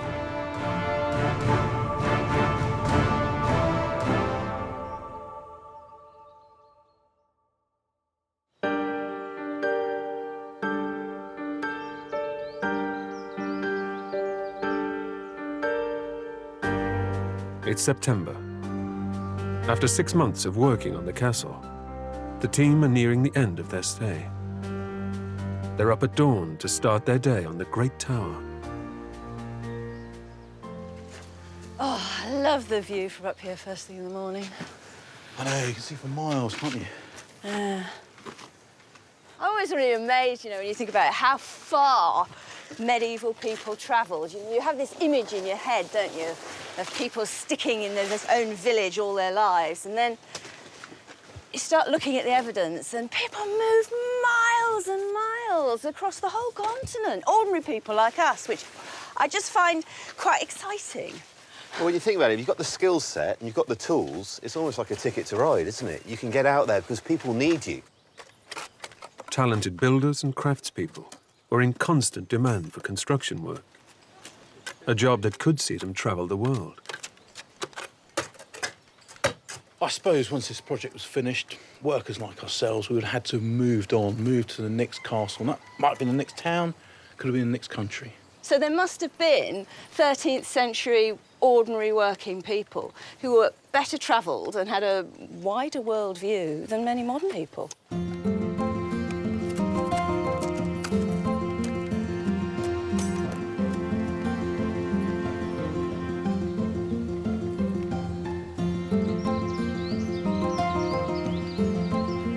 One group of craftsmen that travelled widely from project to project were the stone cutters, elite members of the construction team. Usually free men, their experience of different sites made them experts in both military and religious architecture. In the 13th century, a mason like Clément Guérard might even have been on crusade, gathering influences from distant lands. This is your wooden template? Yes. You've got from the tracing floor? At the entrance of the chapel, there's going to be an ornate arch of alternating black and white stone. Peter and Clément are working on the first piece, but it's a complicated shape. It's very special. Here it's round. Yeah. It's arch. Yeah. Ah, right. But okay, here it's a right angle.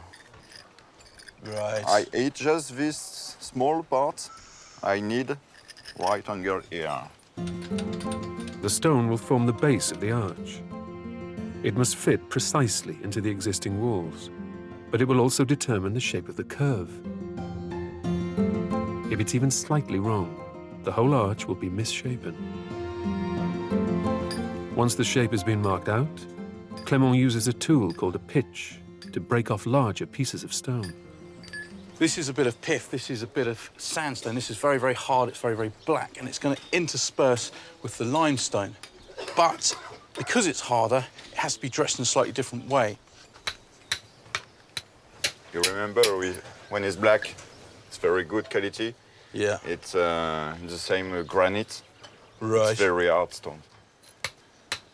The pith is black and hard because of its high iron content, and takes 4 times as long to dress as limestone. It was used alongside white stones to make a strong visual statement.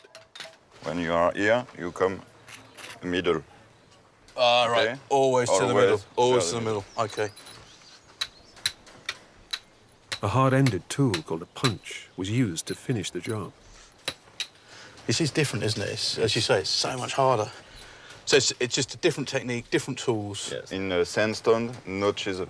No chisel? No chisel. It's Right. too hard. Masons were paid according to how many stones they dressed. So the final job is to add an identifying mason's mark to the stone. And now you make your mark on the top. Perfect. With old chisel. Yeah, OK. And just on the line, and poke. Poke. Using these marks, archaeologists have been able to trace the movement of particular masons through the landscape. So we have a T for Tom, a P, Peter, and an R for La Russe. By the 1200s, medieval Europe was a busy, developing, connected place as workers and traders moved across the continent. A network of roads brought produce from across the world, exotic luxuries like silks and spices. The textile industry was at its peak in 13th century Europe, and castles were a major consumer of fabrics. One of the most important elements of the industry was the trade in dyes. This is woad, the stuff that produces a blue dye. And it grows quite well in Britain, but in France, the climate means that it has a much higher concentration of the active ingredients that produce the blue. By the 13th century, it had become quite an important cash crop in northern France, where large quantities were grown and processed and sold right across northern Europe. Karin Grunau is an expert in traditional dyeing techniques. Why are we cutting it rather than pulling it, Karen? Because we need just the leaves, we don't need the roots, and it will grow up again. So 2 or 3 times in a year we can cut it. So you get several harvests out of the same plants. Well, that's useful, isn't it? It doesn't look very blue at the moment, does it? The woad leaves don't last long in their fresh form, so they were specially prepared before they could be sold. I'm not seeing any blue. It still looks just like green leaves. First, we have to ground these cut leaves, and then we have to make balls. This will open up a little bit the leaves, and the first blue will come out. So for the moment, there's no colour coming out of that at all. No. How on earth people discovered this, I don't know. When the woad is ground up, enzymes are released, which start to convert chemicals in the leaves into the blue dye. And this first stage in which we're pressing it into balls, that's also about transport. This is for the transport. It is easier to transport these balls than the leaves. And then as this dries, the first chemical processes are happening. Yes, you will see when it is dry, this will be a little bit blue. The colour is changing already. I mean, it's got a bluey tinge to it, hasn't it? I mean, it's still obviously green, but it's a slightly more bluey green. Well, there's my first one.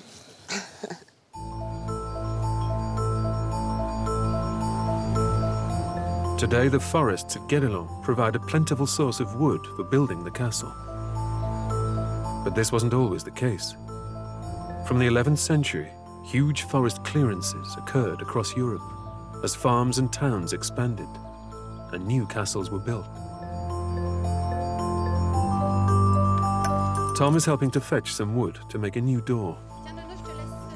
One of the great things about spending time at Guédelon is actually getting to work with the horses. And when you think about the amount of wood needed to build a castle, there is no better way than to get out here with a horse, tie it up, and off we go.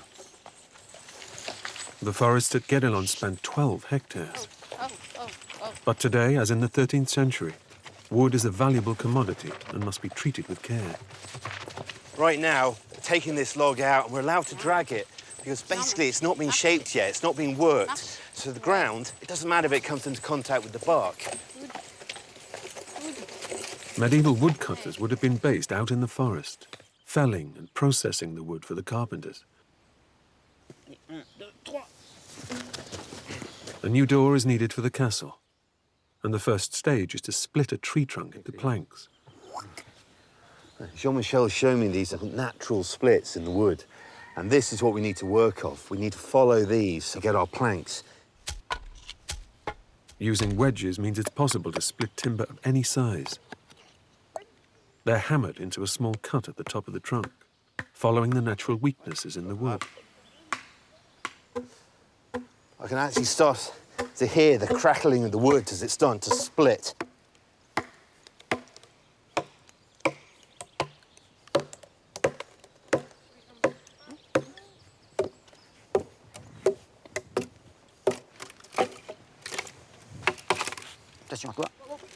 Once split into planks, the outer ring of sapwood must be removed. You see here, this sapwood up to the bark, this is going to be infested with insects and also maintain the moisture a bit more.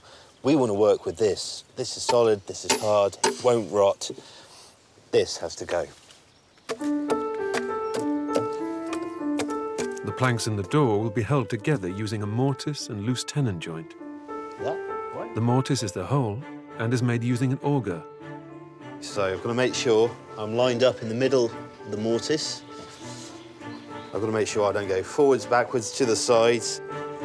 Mortise and tenon joints date back thousands of years and were used in the construction of Stonehenge.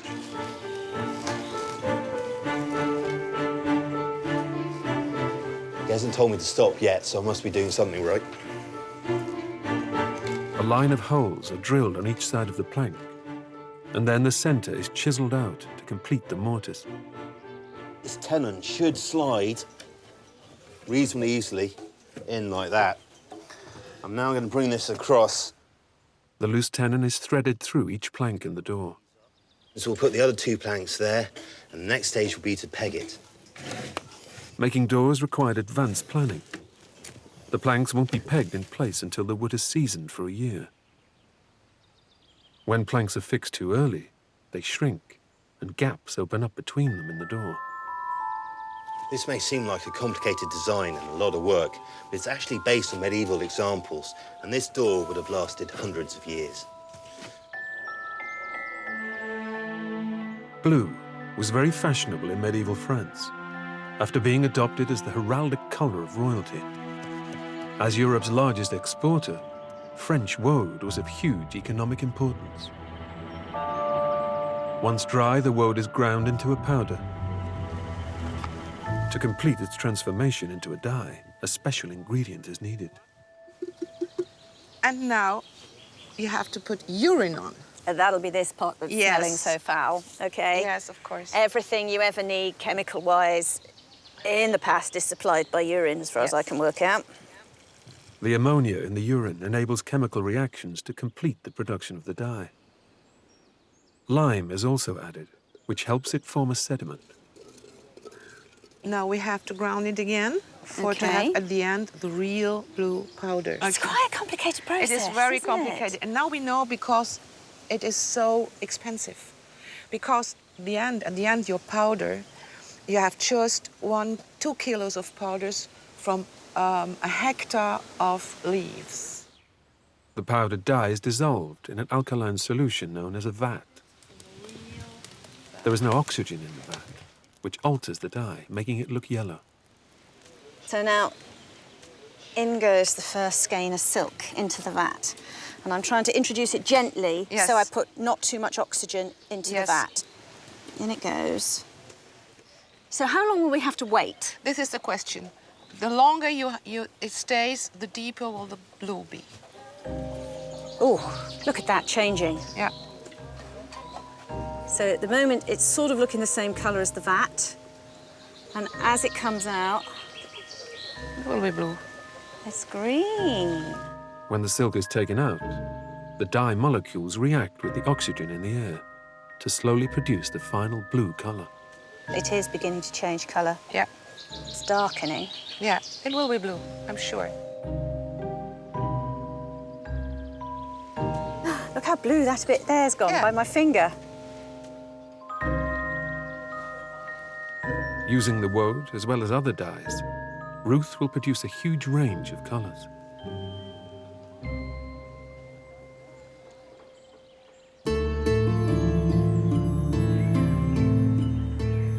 Medieval builders would have used ideas from castles and cathedrals across Europe.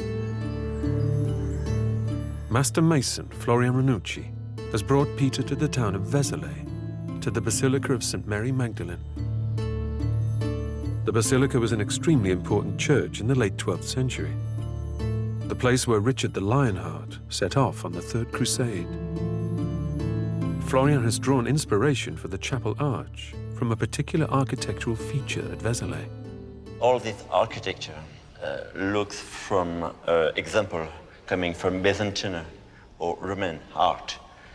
For instance, they do use the two kind of stone.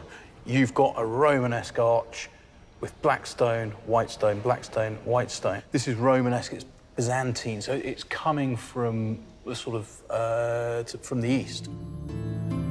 The technique of using coloured stone alternating with white stone originated in Byzantium.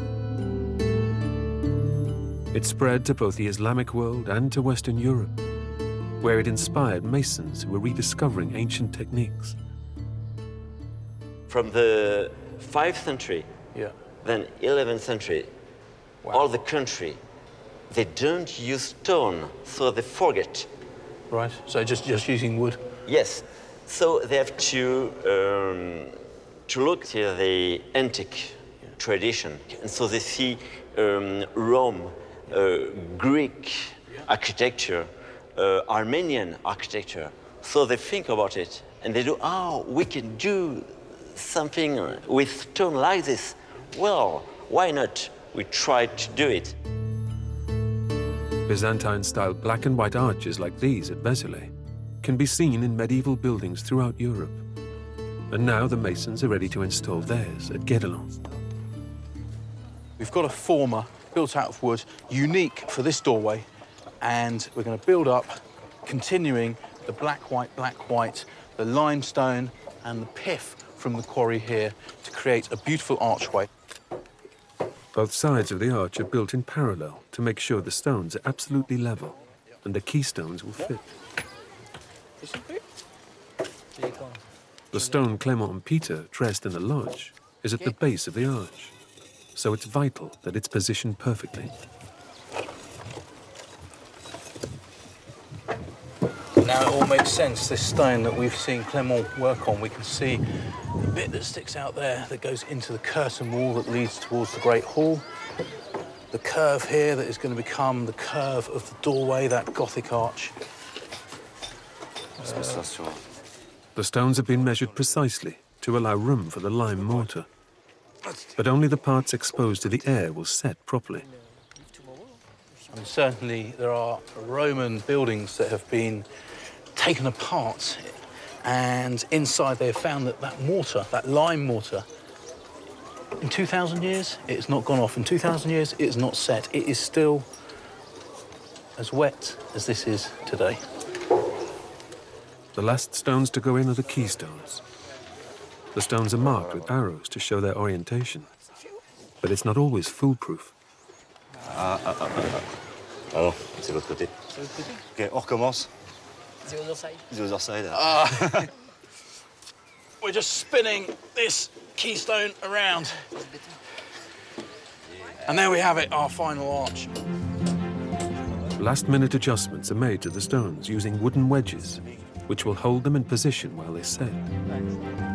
As much as this is as precise as it can be, and it's almost down to millimetre perfection, when you're here, when you're at the coalface, you've just got to tickle it a little bit to get it to work. It's like when you buy your flat-pack furniture, there's always a few bits left over, isn't there? What do they do? Once the stones are in place, the wooden former can be removed to reveal the arch.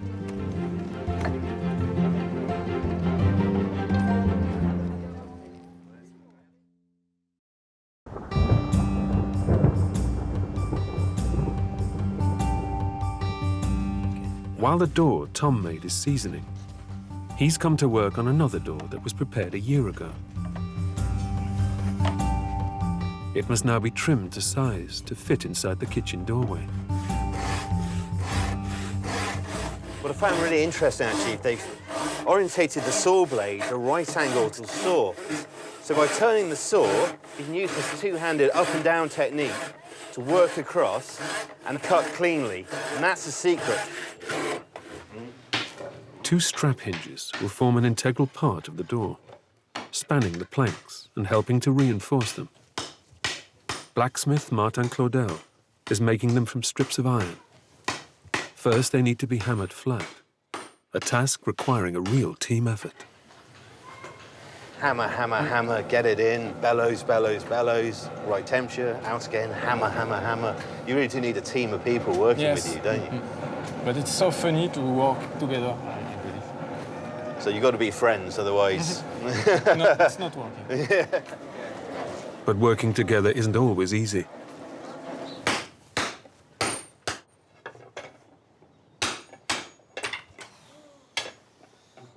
And we need to strike less stronger, but more precise. Pas de problème. The end of the strap needs to be trimmed and curved round to form the part of the hinge that will hang on the wall.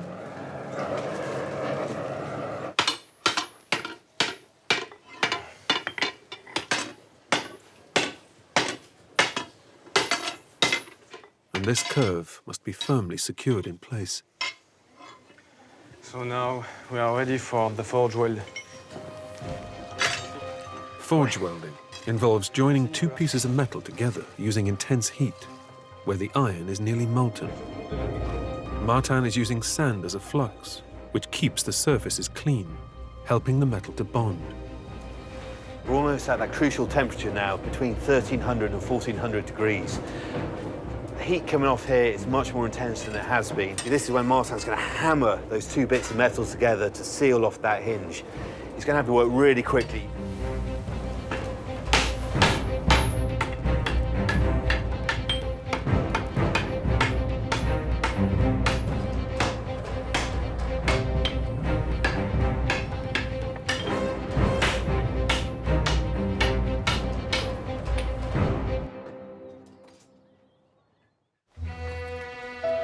At the opposite end of the scale of metalwork was the production of gold thread, a highly skilled craft, dominated mostly by women.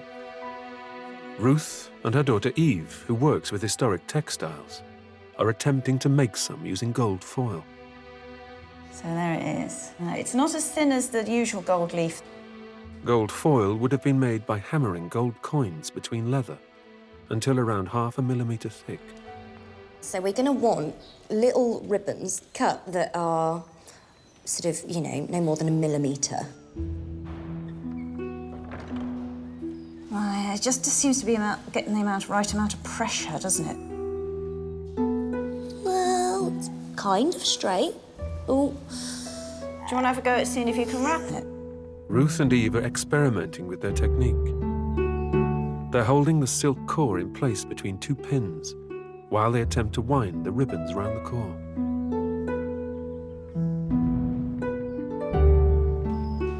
This is sort of madness, isn't it? People talk about lost crafts all the time. This is something that you could say really is lost. This doesn't appear to be working terribly well. Maybe we could turn it by rolling it with our fingers.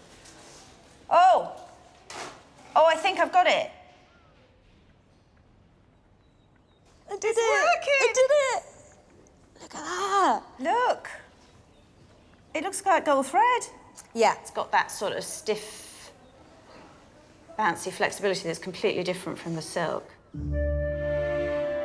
Gold thread was typically found in a special type of embroidery, known as opus anglicanum, made almost exclusively in London.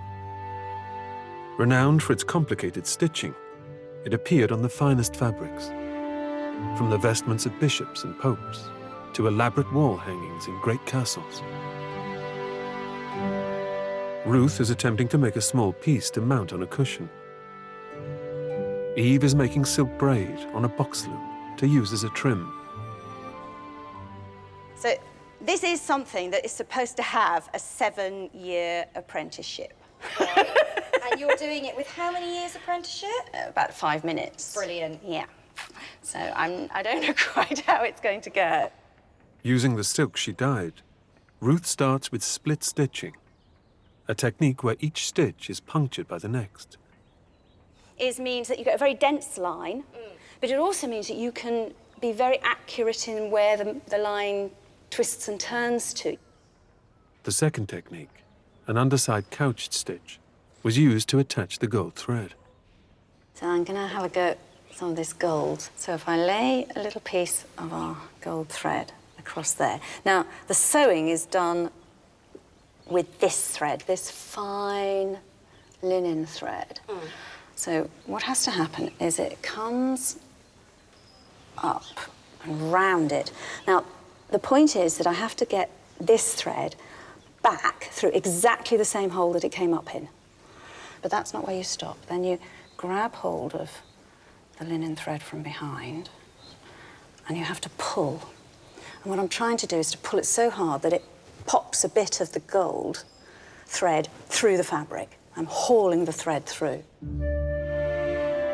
During its heyday in the mid-13th century, opus anglicanum was traded for huge sums, only affordable to nobles, kings, and the richest clergy.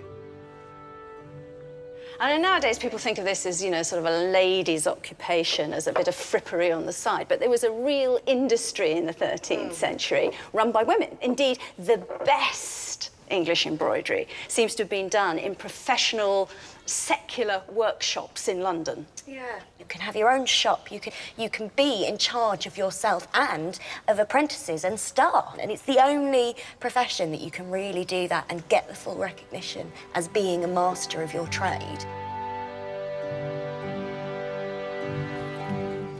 At the chapel tower, the next phase of the entrance hall has begun. With the addition of the doorways, this chapel is really taking shape. I mean, this is the internal doorway, pintles here. Only the Lord is going to come into this space. You then have this kind of lobby area with the external ornate doorway, this black and white, this Byzantine-influenced structure. Up the spiral staircase, And then you've got the arch there. And this external door to the chapel needs to be connected to that, to the internal doorway of the chapel, by barrel vaulting to enclose all this space. The barrel vault will form a curved ceiling, linking the two chapel entrances and creating a corridor. It will be built on top of a wooden former. Arches mark out the shape of the vault, and the lathes provide a surface on which to place the stones. Layer mason Constantin Lemel is in charge. If you want to have the demonstration, just cover that and you have the name. Right, yeah. Like that, you can see it just looks like bubble. Yeah. You have the name. There wasn't very creative for the names. The lathes are laid loosely in place and not nailed, so they can be easily removed once the vault is built. To fit tightly in place, the stones need to have regular edges, so the first job is to straighten them off. So just that little lump there needs to come off. Oh! Now that's the problem. I have actually hit that one too many times. You can just see there's a crack forming there. My lovely square edge is compromised. You can see it's all the way there. I could probably break that off with my hands, which I can. The stones are tested on the former to ensure that there are no gaps which might cause weakness. The thing I realise is this castle gets built twice. Firstly, every stone is put in place to see if it fits there. Then it's taken out, mortar's added, and it goes back in. By the end of it, enough energy will have expended to have built two castles. Once their positions are finalised, they're mortared into place. But the weather isn't on their side. The rain will wash away the mortar, so there's a drive to get it finished and covered up. It's like a row of rotten teeth. It's like a porcupine that's been run over. It's not nice. But when we remove those formers, it should be beautiful stone. Finally, the last stone is in place. You can check that it's already good. Yeah. If it wasn't, the form couldn't resist. That is trust.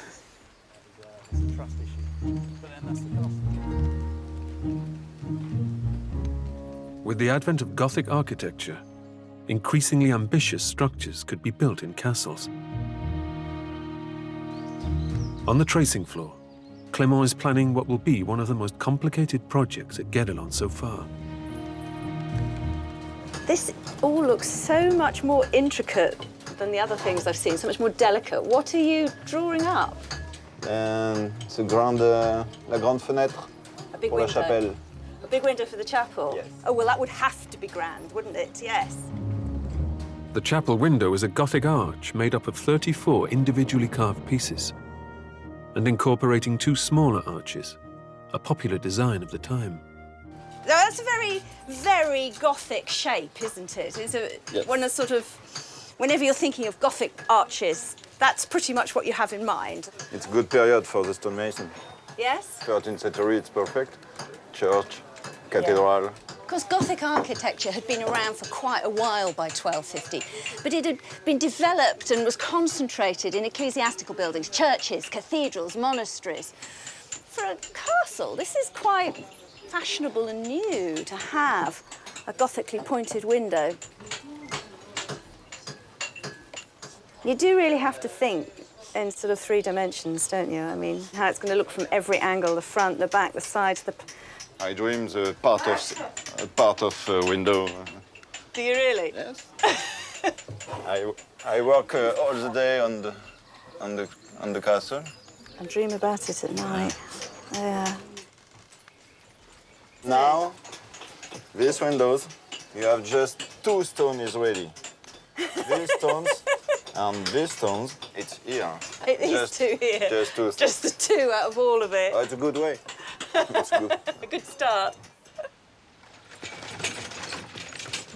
The mortar is still setting on the chapel tower vault, so Peter has come to help Tom install the kitchen door. That cart looks a bit too small for this door.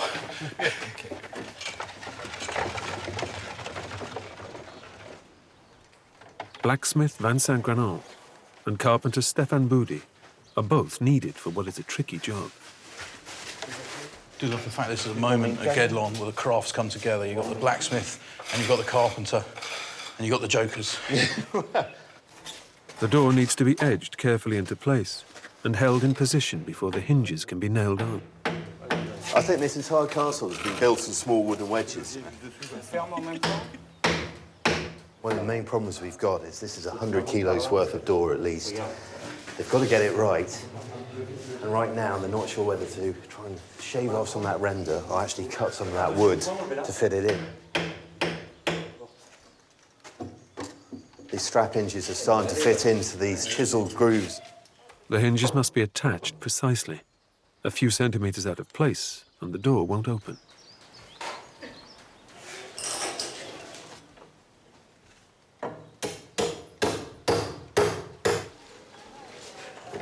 Wow. We have a door. Looks like an Iron Maiden from this side. The nails need to be bent over to anchor them in place. So hold the sledgehammer against the head of the nail, door in tight against the wall, and then you're bending that over to create a staple. Yeah, oh, blimey. There's a lot more movement in this than you think. Oh. You are on the wrong nail. I'm holding this one.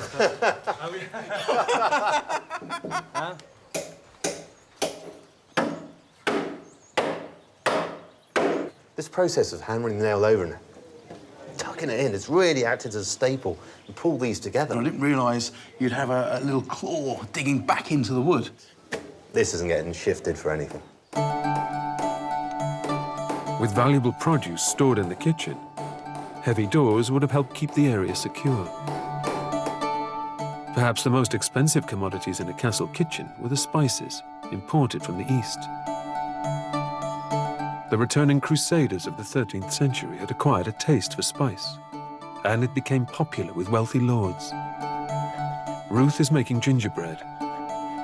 Because of its long journey to Europe, ginger was only available in dried form and must be ground into a powder. This is the first and the most important spice that I'm going to be using in making some gingerbread. Every single grain of spice that was used had to come the overland route, the old Silk Route. You mustn't think of a Chinese merchant making his way all the way to medieval France. Instead, you must think of that Chinese merchant selling his wares to another merchant who takes them to the next market and sells them to another merchant. By the time it gets here, it may well have passed through 30, 40 different hands with a small profit accrued at every stage of the journey. Spices were desired as much for their culinary properties as they were as a status symbol. Gingerbread also included nutmeg, red peppercorns, cloves, and cinnamon. The extreme expense of something like this, and I do mean extreme expense, meant that the only people who could afford it were the nobility and royalty. You were, after all, eating something that was worth more than pure gold by quite a long way. The ground spices are made into a paste with honey. Next, bread is combined with some red wine. This is best done with a hand.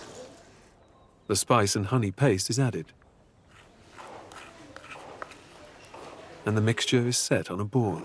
So I'm just going to take the pulp and spread it out thin. Doesn't look very appetizing at this stage, does it? So I'm going to tidy it up, because once it is dry, I want to cut it into perfect little lozenges. It gets dished out rather parsimoniously. A little lozenge, now and again, only for your very best guests.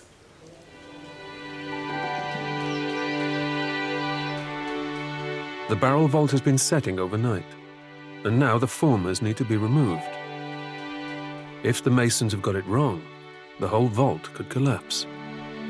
There's no reason why this should fall in, but you never know. It is the ultimate appraisal of their work. And that is the reason why I've got a hard hat on, because this is medieval technology, but we are in the modern world. The first stage is to lower the scaffolding uprights that are supporting the formers. This will drop all the scaffolding down, and then we can start taking formers out. As they hit that wood, as they hit those wedges, I can feel the vibrations in this arch.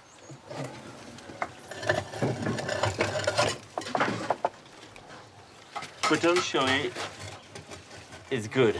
Potentially, it's good. Now I'm very glad, because I don't tell you, but... Here we go. The vault can push. Yeah. And no, I think, yes, but nothing has been pushed. So, good. We are going to see now. Allez, c'est cool. I'm actually standing in the most dangerous position, it seems. With the scaffolding lowered, the wooden lathes can come out, followed by the formers. On va déjà retirer toutes les planches. Oh là. Ça va? Ouais, ça va. As the formers and lath come out, the fresh mortar is dropping down from the barrel vault. But it emphasises the fact that the mortar isn't integral to the structure. It's the stones themselves that create the arch, that creates the strength in the vault. Ah. You're now indoors, Florian. You've got a roof over your head. You're happy, are you? Yes. That's a wonderful word. Now all that's left to do is a bit of clearing up. Oh! It's still raining mortar here. Oh! It's up.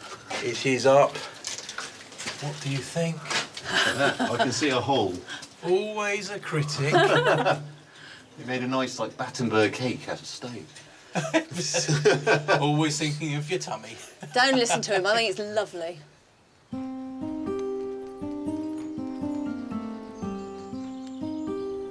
It's late summer, and life at the castle is in full flow. Livestock would have been kept in the grounds, from poultry to sheep. And at Guédelon, they're enjoying the sunshine. These are our castle sheep. They're from the Isle of Wesson, off the coast of Brittany. And they're essentially the closest thing you're going to find to medieval sheep. They're much smaller than modern breeds. And when they were around the castle in the medieval time, they would have been essentially wild. Ruth has finished her embroidery cushion. Well, it's good for me. I can see why I'd need another 6 years, 11 months and 3 weeks apprenticeship, mind, to be any good, really. First attempt. And Peter is dealing with the effects of working on a medieval building site. The problem with lime mortar is the lime is so caustic, it's so corrosive, and it just dries out the skin. So I've taken to just applying a bit of pig fat, which, for me, just keeps my hands soft and supple. One of the major problems, it does smell, and there's more dogs than people on this site, and I am currently the dog's best friend.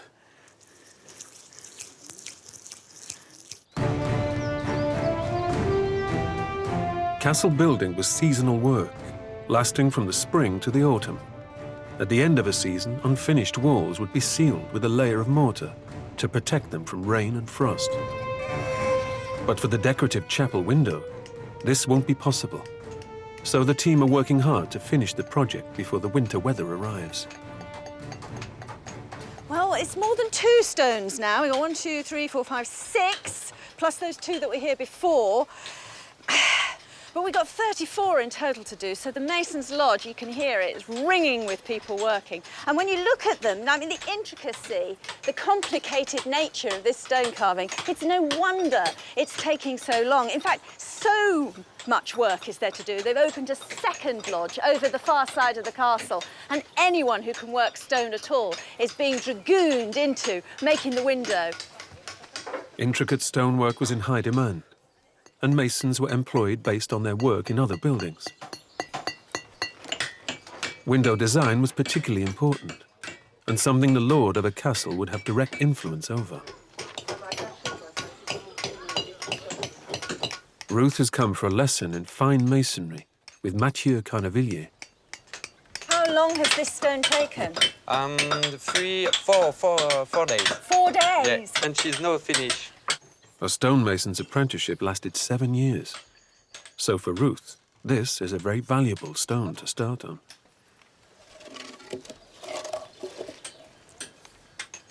So what's the technique? It's not difficult. Hard work, though. Just a little l'angle un angle. petit peu plus like this. I perfect. see. And I'm just sort of wearing down the surface. Too hard, too soft? Yeah, it's perfect. It's okay. Like this. It's a really strange mix, this, between something that's very delicate and, on the other hand, really heavy. The most detailed stones are dressed by the experienced masons, but simpler stones are supplied by the second lodge. So this is just getting the stone ready for the skilled work over there. You are not normally a mason, are you? No. No. Je suis guide. You're usually one of the guides, but absolutely everybody is being pressed into service to do a little bit extra. This looks pretty good to me. Can I have a go? Okay, you can. Like music. So always at an angle so that I'm not going into the stone, I'm going across the stone. This is an awful lot more crude than I was doing in the other lodge. It's actually a heck of a lot easier. You might think trying to chip big bits off is harder than chipping teeny weeny bits off, but it's not. These are so much lighter for a start. The stones for the windowsill are ready to be put in place.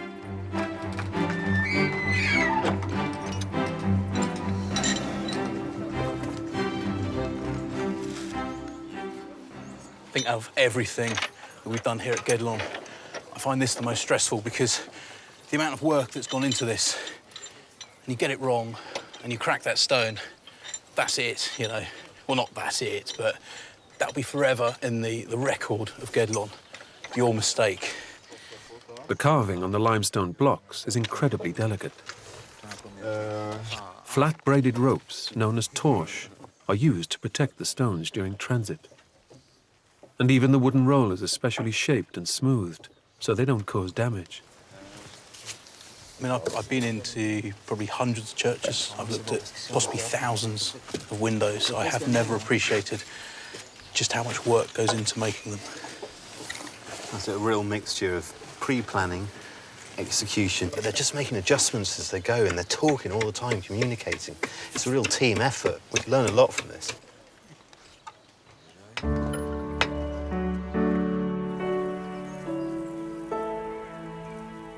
Before their time at the castle comes to an end, Ruth has gone to experience something which would have been commonplace yet extraordinary in the 13th century.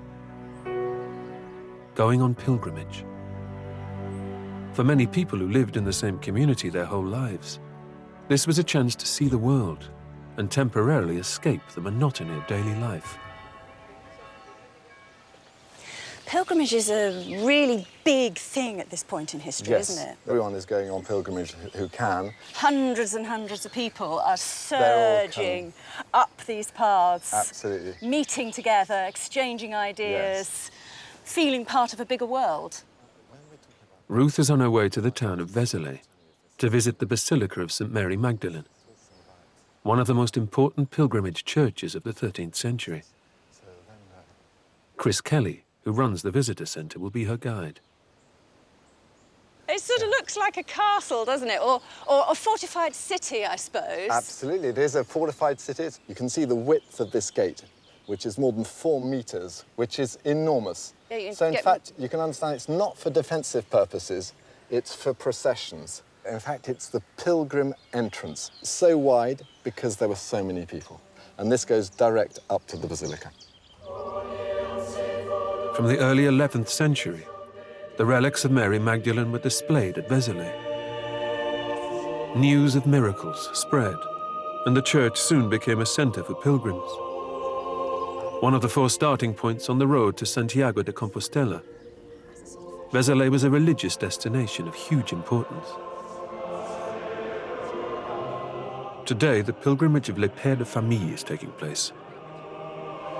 This ritual of walking across the landscape to compass spiritual reflection is the same now as it would have been in the Middle Ages. So when the pilgrim arrived here, he would, when he walked in through those doors, naturally his eyes are drawn up to this semicircle of sculpted stone. And the first person he's going to see is Christ there. So we've got Christ in the centre. Yes.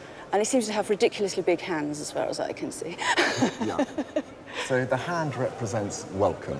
He's welcoming everybody who comes into this place. On the far right, there are 2 people with very big ears. Yes. Some people say they look like wings. In fact, they're seen as a reference to St. Benedict's rule. Open the ears of your heart and listen to the Master inside. That is to say, be who you are to the fullness of who you are.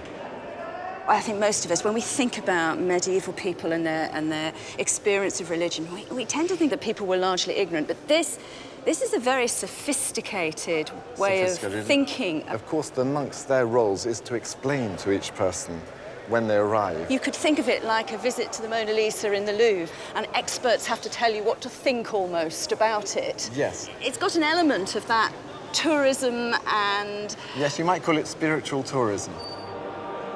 A once humble church, the basilica was expanded to make room for all the pilgrims. Kings, nobles and abbots came along with thousands of ordinary folk to venerate the relics and confess their sins. Pilgrimage can be understood as a physical journey that helps you to have a spiritual journey by leaving behind everyday life. You are putting yourself into the right frame of mind to help yourself grow inside.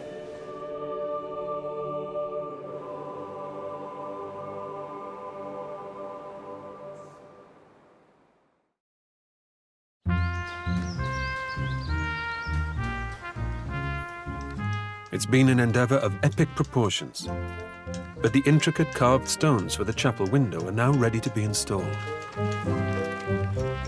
Over 2,700 hours' work have gone into shaping and refining the delicate pieces, crafted out of 15 tons of stone. How long do these take to make, then? 15 days. Were you pleased with the results? Yes, perfect. Time, it's not important. Yeah, as long as you get it right. With stonework this delicate, it's important to get it securely installed quickly, so the surrounding walls can be built up to protect it. This is a massive push to get this finished because the chapel's got to be covered up before that bad weather sets in. Otherwise, all that work can be undone. And this really is medieval crunch time. One of the most critical pieces is the mullion, the central pillar which will support both of the internal arches in the window. But there's a problem. It's too tall.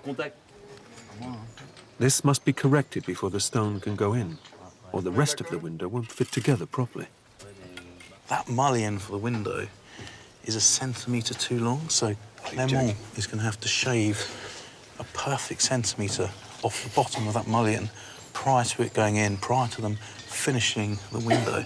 I mean, there's already a time pressure, and things like this is just gonna... You can't plan for that at all, can you? This is Guédelon, isn't it? This is the whole purpose, learning as you do. Clement's last-minute adjustment will be put to the test as the rest of the stones can now be painstakingly eased into position.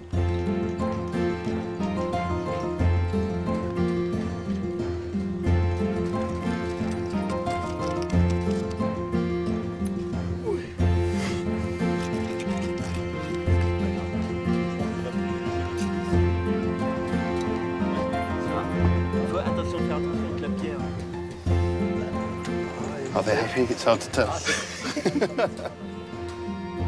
And the formers are removed. Everyone who worked on the window has come to see it finally revealed.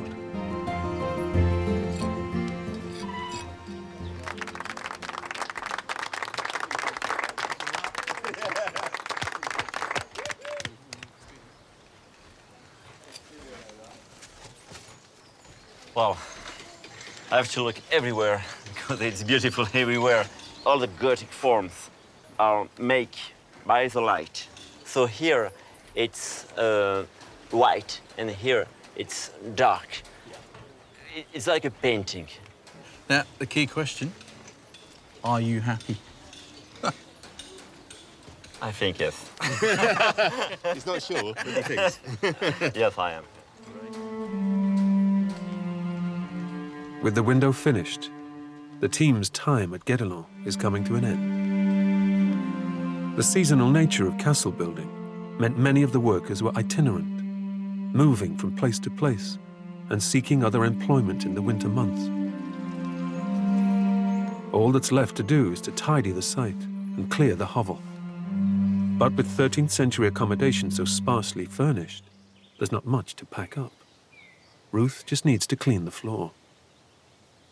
These rushes have been down for a couple of months now. They are beginning to get quite trodden down and quite broken up. Underneath the surface, which still looks reasonably clean, I really was expecting to see insects moving around. I was expecting to see mouse droppings. And it's just not here. So this is obviously the moment to clear it all out.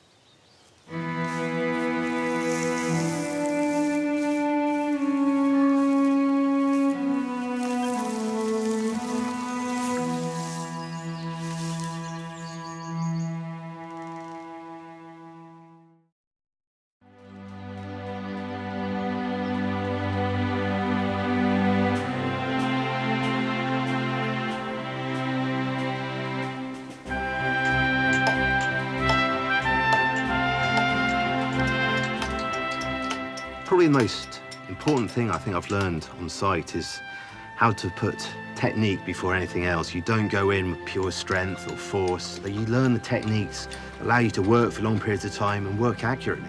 If you get your technique right, then everything else will follow.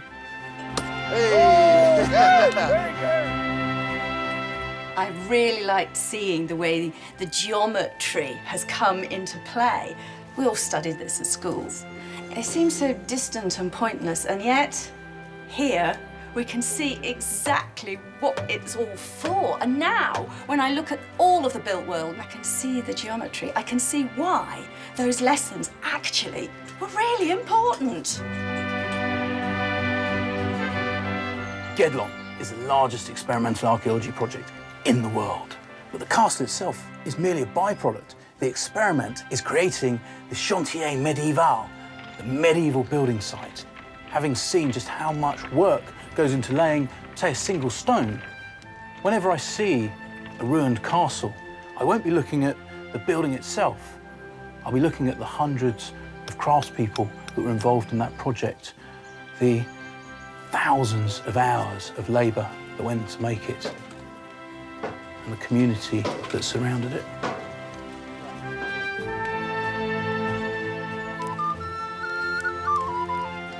How do you build a castle? Well, I know now.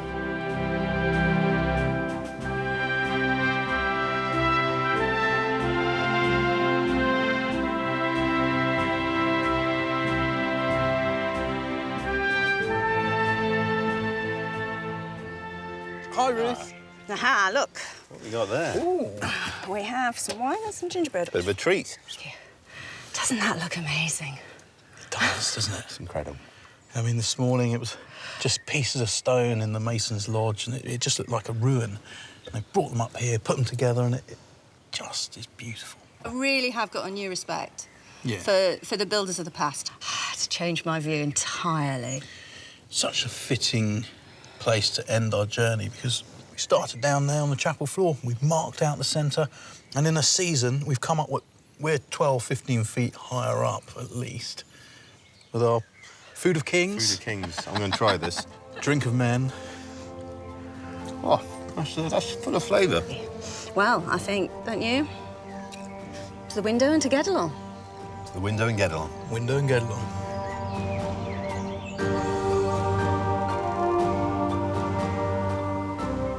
But we do get along, you know. Most of the time.